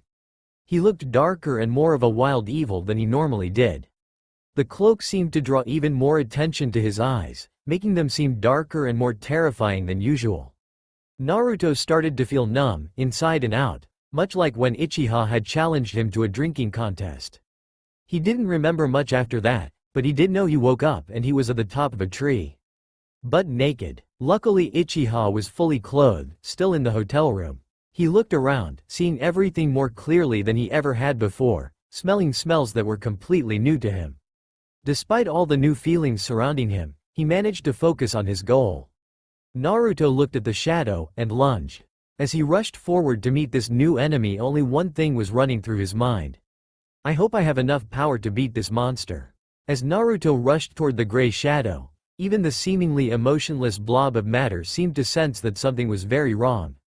Kakashi was a very experienced ninja and had seen men's attitudes, personalities and even appearances change when confronted by a real threat for the first time. But he knew this was something different. Although Naruto had always been confident, usually overconfident, this was a different feeling. It was unnerving, the ki, chakra, and overall confidence flowing from the kid. It was as if it was impossible for him to lose, yet not in a way. Kakashi almost believed it was impossible for him to lose. He looked over to Sasuke, Sakura and Uchiha. Sasuke and Sakura seemed rooted in place, as if unable to move, while Uchiha had a look on her face that said she saw this kind of thing every day. But he knew behind those eyes there was a great fear. But by far the strangest thing of all was the chakra itself. It looked strong and menacing, but felt the opposite. It was almost a soft, kind chakra, if there was such a chakra. The world was so bright and new, everything seemed clearer, but unfortunately Naruto had no time to stare in wonder at the hidden beauty around him. He once again began to focus on what he was doing, fighting the ash demon in front of him. The demon had clearly recovered from the shock of this newfound power. Naruto ran it smoothly, shifting his weight from one foot to the other with an almost inhuman grace. Naruto's hands were shaped like claws, and if you looked at the cloak around him close enough, it looked as if it was fur rippling in the wind. Naruto pulled back his arm, then straightened his fingers in imitation of a kunai, thrusting it forward into what he assumed was the chest of the thing. Naruto was surprised when his stab was met with a semi-solid object. The Kumori had obviously sensed the danger of being run, though with hands covered in natural chakra. Even though the creature had successfully knocked away the blow, he had still had contact with the dark chakra. The monster reeled back in shock and pain. Naruto felt the chakra being drawn from the cloak. He felt power being drained from himself as well. It was not a dangerous amount, but enough to make him a little weary and blur his vision. The monster seemed to have taken more damage than he had, but just barely. In the time it took Naruto to recover, the monster had already backed off, and was giving the appearance of staring at Naruto, as if trying to decide its next move. Naruto stared as the creature started heading in his direction. Whether it was running or now was lost in the fact that the creature had no legs. This was the first time the Kumori had moved in the offensive and Naruto was a bit taken aback. As the cloud of ash moved towards him, he saw it start to solidify. A spear-looking thing formed in the area where the arms should be, and this spear was pointed straight towards Naruto's heart. Naruto knew he had to get out of the way of the spear or he would die. There is no way the exhausted Kyuubi could heal a spear, thought the heart. Even if she had some chakra, it would be nearly impossible. Naruto threw all of his strength into a dive to the left just before the spear hit him. Despite his efforts, the spear made a large cut along his right side. His side started to spew out blood, pooling all over the pavement of the unfinished bridge as he fell. He landed in a puddle of blood, luckily on his left side, though it still sent a shock of pain through his body. The pain was not that bad, he had some much worse, but on those occasions he had Kyuubi healing the wound. He was losing blood fast. If he didn't act quick he would pass out from blood loss, and all his and Kyuubi's efforts would be lost, and his friends would die. He managed to hold the cloak, and with his last bit of energy he grabbed the creature. Reaching his hands around the cloud of ash, he heard many moans and wails as if the gates of hell had opened for him. His vision blurred and was surrounded by blessed blackness. They all watched as Naruto fell, and the Kumori fall into a pile of ash. The ash seemed to repel the blood for a while. Then the invisible barrier was broken and the blood covered the ash and turned it to mud. There was blood everywhere. There was so much that some was dripping off of the one side of the bridge. Uchiha finally collected herself up. The man she loved was dying, and if she didn't hurry up, she would lose him forever. She didn't even notice that the mysterious man, Kyuubi-kun, had mysteriously disappeared. She had eyes only for Naruto. She ran to him, tears running down her face. She ripped off the bottom of her tank top, turning it into a belly top, which made Kakashi drool into his mask. Ew. She quickly channeled some chakra into it, making it waterproof, and applied chakra to it like you would for climbing trees, except much gentler so it would stick to Naruto's wound. Kakashi watched with interest. He had never thought of something like this. It could be very handy for the medical nin. Uchiha picked Naruto up bridal style and carried him gently back to the house, careful not to injure him further. Once she had finished and made sure Naruto was safe, she went into town. Sharingan blazing, she demanded to know where Gato lived. The villagers trembled, pointing the way to a tall tower located on the other side of the island. Uchiha took off, no longer paying any attention to the villagers behind her, but instead focused all her attention on the task ahead, killing Gato. Inside Kyuubi's cage, Kyuubi was awakened by a strange aura. She instantly realized how hurt Naruto was, and began feeding him a small supply of chakra. She did not have enough to heal him, but enough to stop him from getting infections and seal up his wound. His body would have to do the rest, until she had fully recovered her chakra. After she had done all she could, she once again began trying to identify the strange and menacing chakra. After a moment of thinking, she began to laugh. Having been cured of her curiosity, she was once again able to fall asleep. She transformed into a small fox and curled up in the back corner of the cage, tail and ears twitching every so often, in a peaceful sleep. After placing a quick genjutsu on everyone inside the tower, she slowly walked forward, cutting the unsuspecting guards.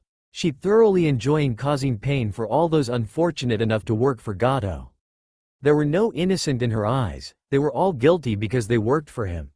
She started walking up the stairs. She came across another guard, like the 10 on the ground level. She pulled out her small sword, the one that labeled her one of the 7 swords, people. She refused to call them the 7 swordsmen because she was a woman. Fighting for equal rights. She made a quick jerking motion, thrusting the sword into the mont's eye socket and out of the other side of his skull. Blood began to drip as she held it there for a second. As she removed the sword, the blood came rushing around it. Having been held back by the sword, the warm wet blood began to trickle down the stairs. The blood created a dangerously slippery staircase, but she paid no notice. She was on her way up. After walking over the corpse of the unfortunate man, she once again took to the winding staircase. After finishing off the rest of the guards, she released the genjutsu. She wanted Gato to see his death coming, and to feel every second of pain that she could squeeze out of him before he died. She was on the top level of the tower. She opened a door at the end of the hall. She spotted Gato right away. He had 2 more guards with him, but she paid no mind to them. Quickly pulling 2 kuni out of her pouch, she threw them at the men with such force that it cut through the dead center of their chests, them like a hot knife though butter. Her eyes did not move from the fat little man in front of him. He was now blabbering about rewards and bribes and other reasons to let him live. Uchiha took no notice. She grabbed 2 more kunai from her pouch. Grabbing Gato by his neck, she lifted him above the floor. Taking the kunai and stabbing it through each of his hands so he was hanging in a cross form, feet hanging above the floor. Gato's face began to lose all color, whether because he realized she was not going to bargain with him or because she had activated her Sharingan, or because he was hanging from the wall by 3 kuni sticking into his skin. She did not know or care. After putting him through 2 hours of gruesome torture in the Tsukuyomi, she left him with no other cuts except the ones holding him to the wall, promising him many more hours before he would eventually suffocate. As she walked back towards the camp, her anger subsided and she was left with a fire burning deep in her soul. It was one of those feelings that when you tried to pinpoint the feeling, it slipped between your fingers, disappearing into thin air. Something had awakened. Time skip returning to Konoha. Naruto was getting used to being stoked upon entry into Konoha. It seemed that every time he came back he was bringing in another S-ranked ninja. They eventually got through, although they had several Anbu escorts and were told to head straight to the Hokage Tower. After passing those several hundred layers of security, they finally made it to the Hokage's office. After another couple hours of paperwork saying that Zabuza and Haku were under the protection of the Uchiha and Namikaze clans. If anything were to happen to them, it was their responsibility. Blah, blah, blah. Zabuza and Haku are now Konoha's newest ninjas. After a tough day of arguing with the old farts on the council, Naruto and Uchiha went home and got some much-needed sleep. Chapter 6. While the children are dreaming, some people are scheming. In a dark cave, in the middle of the night, somewhere, "It's alive," shouted a mad scientist from inside the cave. It was a wet cave filled with all kinds of scientific junk, most of which didn't work. However, there was some equipment that did work, and this equipment was about to make him famous. He had not only created life, but a nearly indestructible life form at that. With this he could make himself an indestructible army to take over the world. The scientist sucked in a large breath, ready to let out another barrage of loud, psychopathic laughter. Before he could let out another laugh, a dark shadowy hand reached out to grab his throat. With a quick snap there was silence.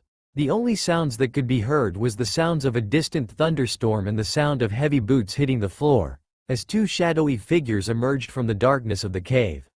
In a dark castle, somewhere. "Are the preparations ready?" the pedophile asked his 4-eyed henchman. The 2 were in a large room underground. The room was mostly empty except for a large throne-like chair and some pillars. The whole room was a dark gloomy brown, the same color as the rock it was made of. Why waste paint to color a temporary hideout? "Yes," the henchman replied. "Are you sure you don't want the blonde kid? They say he has the ability to copy any bloodline. I want Sasuke, but there is no reason I cannot keep my eye on them both. This boy, Naruto, he might become a bargaining chip. I have heard that him and my Sasuke have come quite close. Konoha, be prepared. It's time for the great return of Orochimaru," the pedophile said before laughing maniacally. His 4-eyed henchman joined in with his own snort of a laugh. "And will someone turn the damn lights on?" the Orochimaru shouted. In another dark cave. In the cave there was a statue. This statue had 10 eyes. In front of this statue of the 10 eyes there were 2 enormous hands sticking out of the ground. On each of the fingers there was a man. There were 11 men in total, and one of them was sitting in front of the hands looking up at the rest of them smiling like an idiot underneath an orange mask. "We are going to make our move. We may be down 1 member, but we have gained 2. Said a man covered in shadows as he. "Now we have put the names in a hat. You will each pick out a name. Now this person is your target, and your responsibility." He finished. "Like a secret Santa?" asked a young and joyful orange character. The leader sighed. "Yes, Toby, like a secret Santa. And that is where we leave the secret organization to its plotting." "Yay, I got Naruto Uzumaki," yelled Toby. Back in Konoha, after Naruto led his team past the fake door and up to the place of the real Chunin exams. They entered the room. They noticed it was not that much different from the rooms in the academy. It was a pretty small room filled with desks, and of course each desk had a chair. Up at the front of the room there was a chalkboard. It was neat and tidy with not a speck of chalk on it. There were also a couple of chairs stationed around the room, all facing in towards the other desks. Each of these chairs held a checkboard and a pen. Behind some of the chairs there was a window, which was open, allowing a wave of fresh air into the hot, sticky, and muggy room. It also provided light for the whole room, seeing as the sun was shining in through the windows onto the chairs. Excluding the windows and the chalkboard, all of the walls were plain and had nothing on them. It was a pretty plain and boring room. There were a mix of ninja from all of the villages. They were immediately approached by a four-eyed Konoha nin. "Hey guys, I'm Kabuto. You are from the Rocky 9, right? Fresh out of the academy?" Kabuto was wearing a thick pair of glasses and a Konoha headband. He had a gray loose t-shirt on with an even looser purple sleeveless shirt underneath. "Be careful, the Chunin exams make everyone tense, and you defiantly would not want to rub them the wrong way right now. Especially those Rain Village nins, they're really touchy. Look guys, this is my 7th time taking the exams, I know how it works. I can help you guys out a little, with my Yu-Gi-Oh cards. Just joking, they are my ninja info cards. They have been chakra encoded with everything I've learned over the last 4 years of taking this test. I have more than 200 of them, so you see I haven't been completely wasting my time. They may not look like much to the naked eye, in fact they look blank, don't want just anyone seeing this stuff. But once I infuse my chakra into them they reveal their secrets. Is there anyone you want to know about?" He finished. "No thanks," Naruto said. Kabuto looked confused. Sasuke looked about to say something when Naruto turned around and gave him the look of death, then motioned him over to the corner of the room. Once Naruto, Uchiha, Sasuke and Sakura were out of earshot, Naruto whispered, "I don't know what it is, but something about that man just doesn't seem right. Keep an eye on him." After a couple minutes the atmosphere started to calm down and some gossip was spreading around the room. "Hey, did you hear that the Hokage's grandson was beaten up by some sand genin today? The rotten punks, almost as bad as those fools from the Sound Village." "What did you say?" The Sound Ninja lunged at the unsuspecting Leaf Ninja, who just so happened to be Kabuto. Kabuto gave the appearance of dodging the attack, but after a few seconds his glasses shattered and Kabuto was lying on the floor woofing his cookies. "What just happened?" one genin asked. It was not until then that anybody noticed that Naruto was clutching his right ear. In between the fingers on his right hand and flowing down his left there was a trickle of blood. Naruto was grimacing, showing of his white clenched fangs.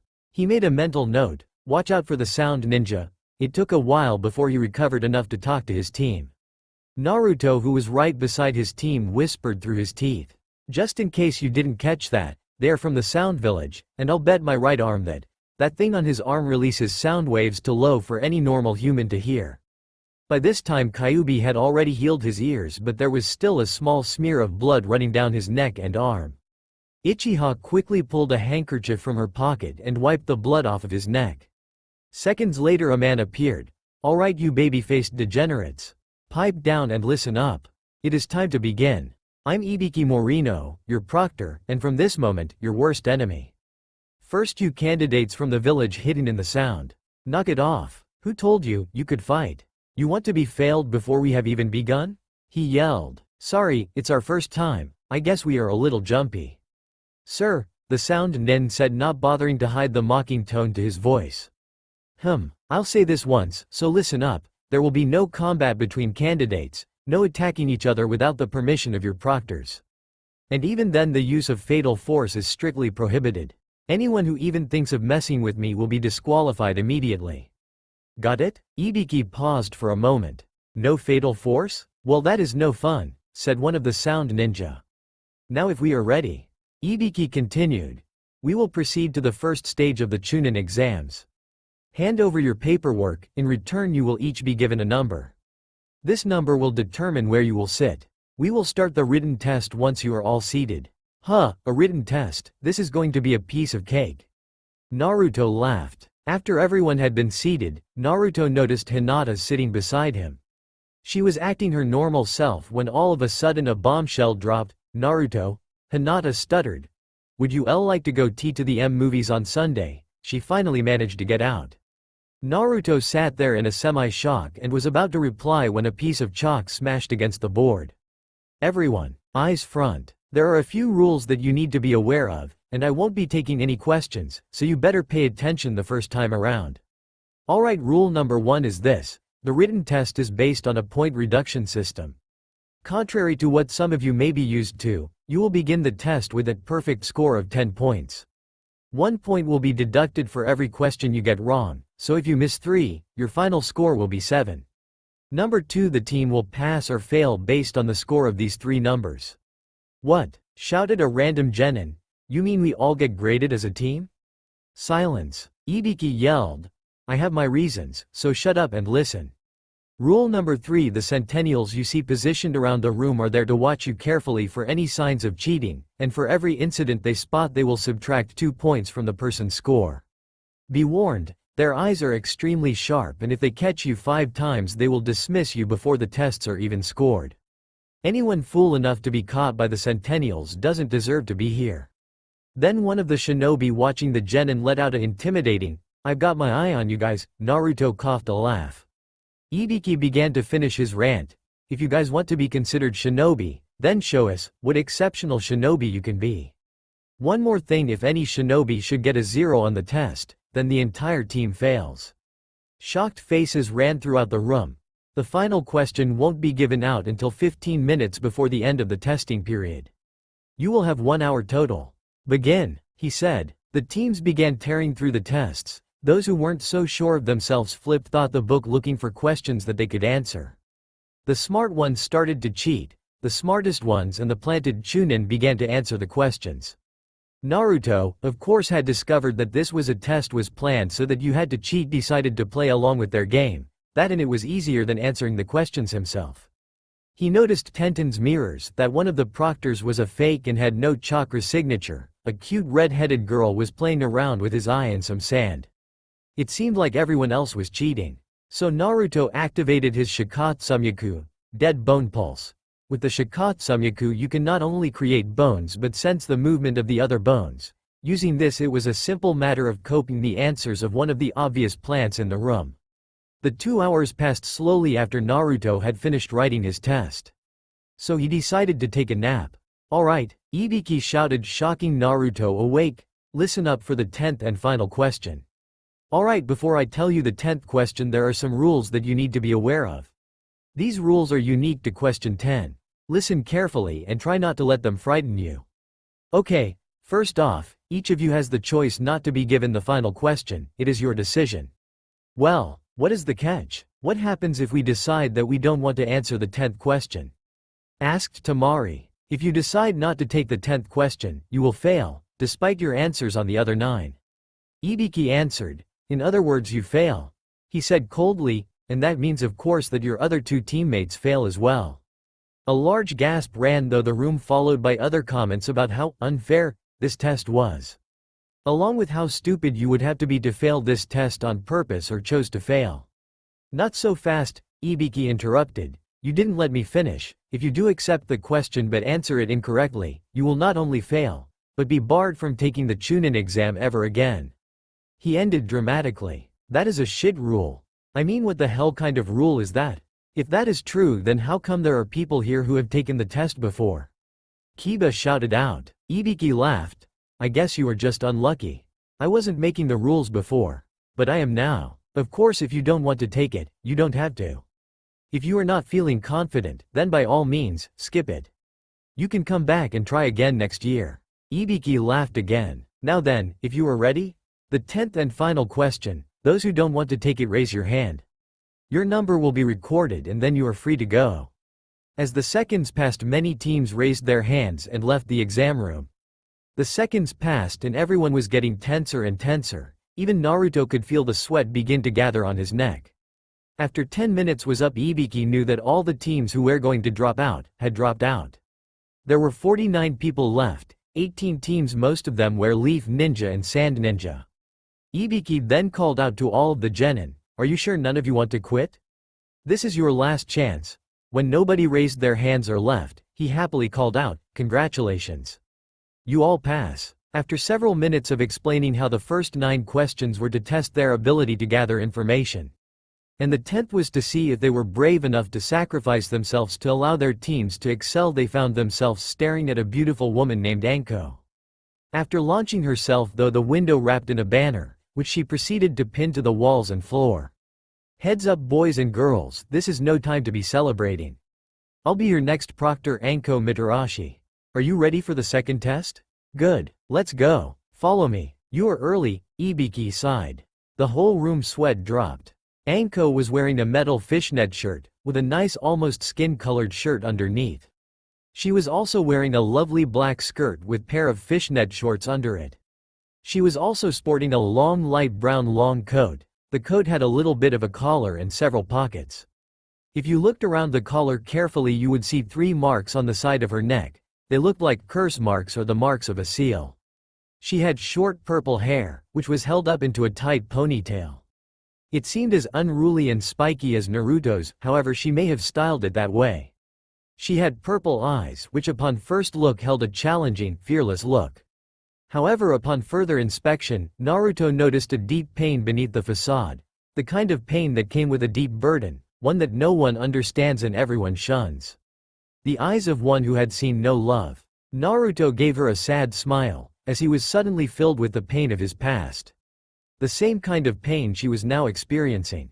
Anko looked at Naruto, seeing the sad, understanding look. She turned away embarrassed. It was like he had looked into her soul and seen her pain, and somehow understood. It was a kind of creepy feeling.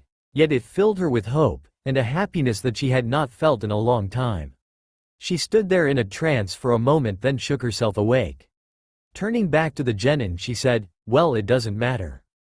Everyone, meet me at 44th Battle Training Ground in 10 minutes or you fail," and with that she disappeared. The room was quiet until Naruto stood up and said, "Well, I guess we better get going," and then he shined away in a swirl of leaves. Time skip at the Forest of Death. Naruto was in a large clearing, the ground worn down from the many feet of ninja gone by, that had either taken the test in the Forest of Death or had come there to train, many of them never to return. There was a desk near a giant gate with a large sign saying, "Forest of Death, authorized personnel only. Enter at your own risk."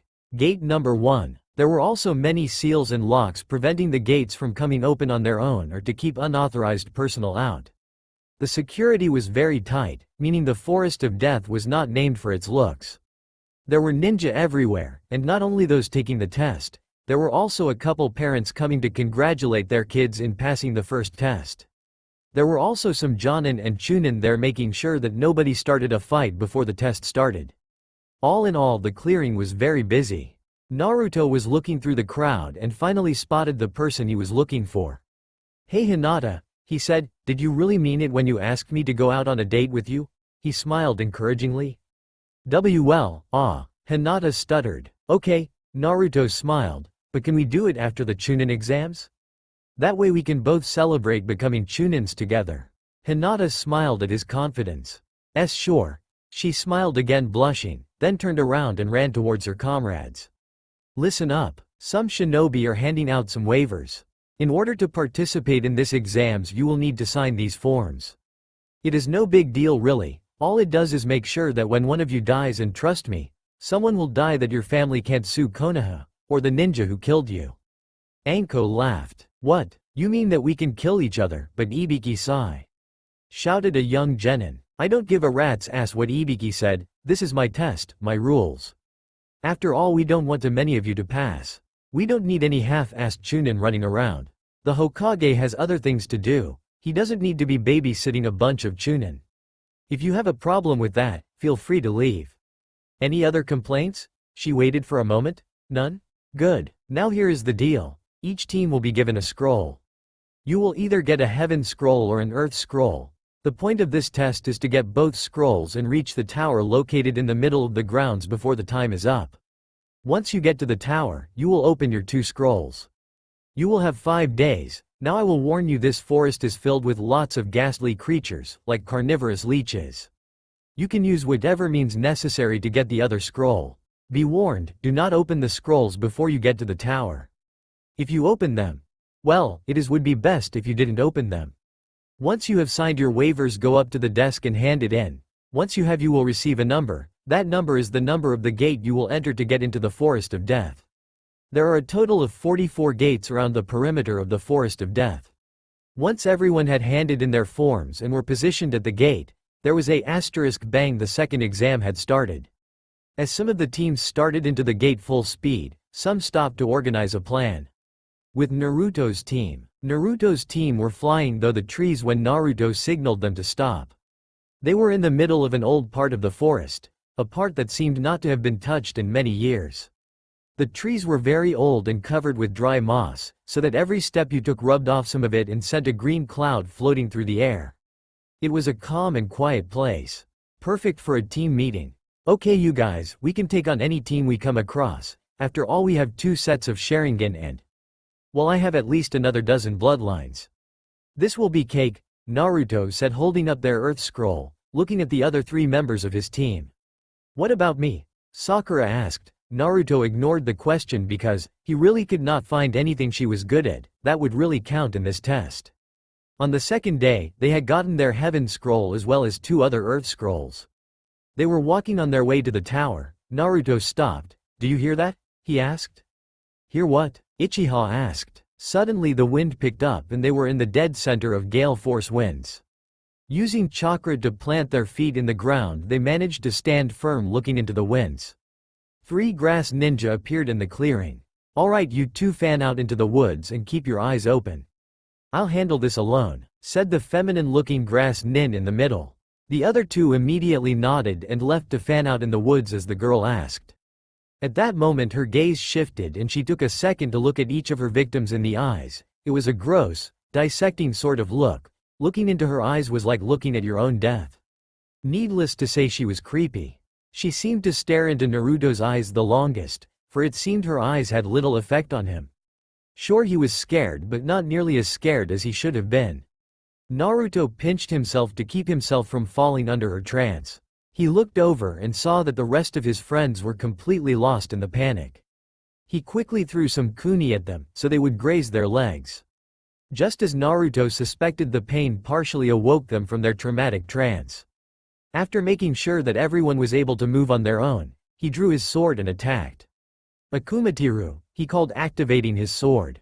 Rushing forward to meet the new threat, Naruto felt his sword flow through the movements. Heron spreads its wings, whirlwind on the mountain, lizard in the thorn bush, arc of the moon, all of which were smoothly avoided by the snake-like woman. Naruto kept up his barrage. The snake woman was looking at him, as if pondering something.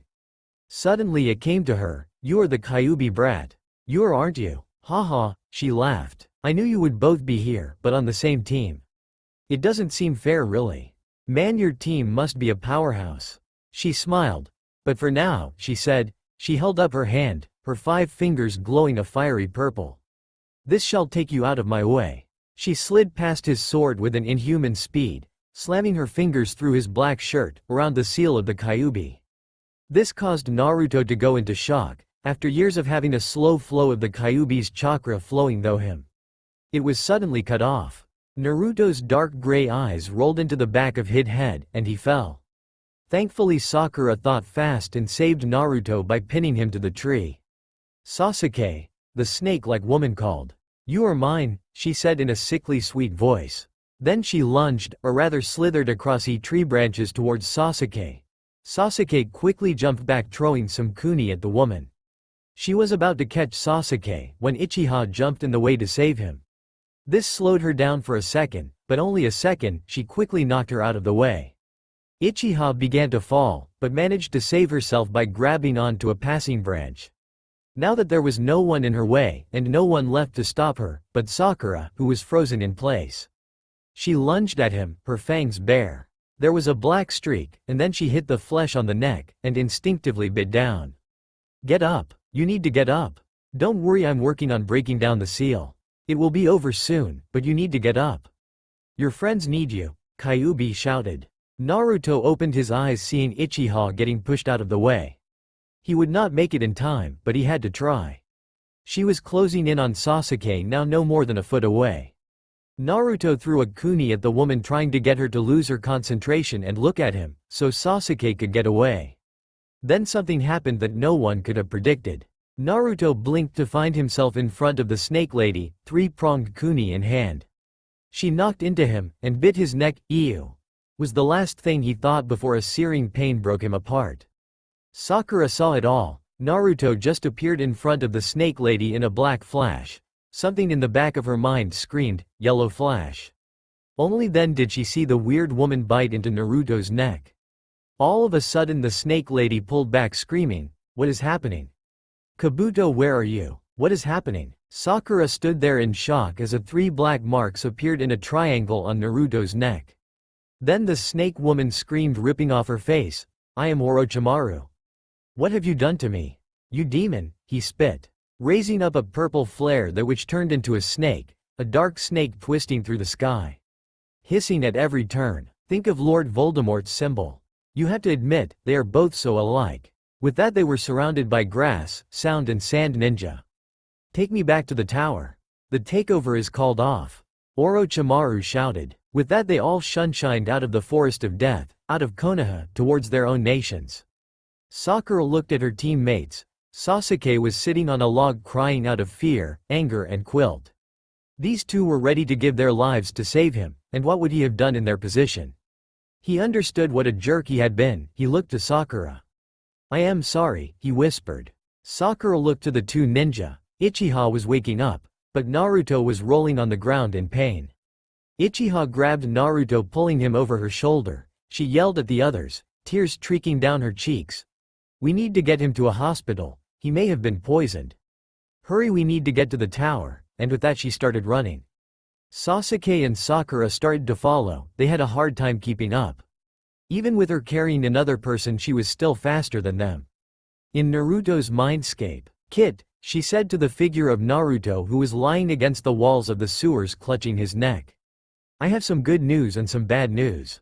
Good news is that I will be released from the seal. Bad news is you will become a full-fledged demon and take the pain of the first change and multiply it by 100. Also, it will take longer than your first transformation. It may take more than a week. Also, when you wake up, you will be the new Kyuubi no Kitsune. This is a great honor, especially for one so young. Also, instead of having 9 tails you will have 10. Kyuubi sighed. This kid was going to be the youngest Kyuubi in the history of demons. That meant he was sure to get some resistance. Why was nothing normal with Naruto? In the sand village, "Gaara, head back to Konoha now," said the demon. "But I don't want to, I just came back from there. It is boring anyway." Gaara whined. "I don't care if it is boring, besides something much more interesting is about to happen. I wonder what kind of havoc it will cause." Shukaku laughed. "In Konoha, head to the forest of death now?" asked a demonic voice. "Who the hell are you? And who do you think you are, ordering me around like that?" Haku yelled. The people around her were starting to look at her funny. "Just do it. I will explain along the way." All over the globe people were having similar conversations with their tailed demon. All heading to Konoha, there the next tailed king was being born. Time skip, 10 days later. Naruto began to wake up. He was in a hospital room. The room was the usual hospital white. There was no equipment attached to him, so that was a good sign. As he looked around, he saw 9 other faces looking down at him. Of the 9 he recognized 3, Uchiha, Haku and Kyuubi. He looked at her face in shock, pinching himself to make sure he wasn't dreaming. "Hello Naruto," Kyuubi said. "Thank you," she said before pulling him into a long and passionate kiss. "Ehem, I hate to ruin this lovey-dovey moment, but there are some things we need to talk about," said one of the 9 around him. As Naruto's eyes drew to Uchiha, he was shocked, instead of the expected anger and pain that he thought he would see. She seemed pleased, like her plan had finally come to fruit. It scared him, and for a moment he wondered if she could see the future. He noticed that he and Kyuubi were in hospital gowns. "You okay?" he asked. For a moment she looked confused, but then she looked down. "Came out naked. Sure shocked the nurses," she replied. Naruto nodded and laughed. "Let me do the introductions," said Kyuubi. "This is Gaara, the container of the one-tailed Shukaku." The cute red-headed girl waved. "This is Yugito, the container of the 2-tailed demon cat. You already know Haku, she is the 3-tailed dragon demon. Roshi, the container of the 4-tailed bird demon. June, the container of the five-tailed wolf demon. Goki, the container of the six-tailed whale demon. You know Ichiha too, she is the container of the seven-tailed weasel demon. Kurabi, the container of the eight-tailed ox. Me, the nine-tailed fox demon. This is the first collection of all the demons in 10,000 years, and it is all to welcome in our new king Naruto, the 10-tailed tiger demon. Kyuubi finished. Nice to meet you. I am Namikaze Uzumaki Naruto. Naruto said. The red-headed girl, Gaara, was the first to reply. Hello, she said in her soft silky voice. Now Naruto, Kyuubi said, when a new king comes along he will usually has to do two things. First is that he has to marry at least one of the female demons. Another is that he will have to fight and defeat either one or all of the other demons to prove he is worthy. Now there are only two demons who are challenging you. They are Kurabi and Goki, the ox and whale demons. You will go up against Goki exactly 1 year from today, and Kurabi 1 year from then. But you don't need to worry about that for a while. Just so you know, the Chunin exams have been cancelled, they will continue in 3 months. She finished. Ichiha leaned over and whispered in his ear. I have talked to Kyuubi and Haku, they are very nice people, and I think that they are people that I could live to share you with. Besides, Kyuubi has a major crush on you.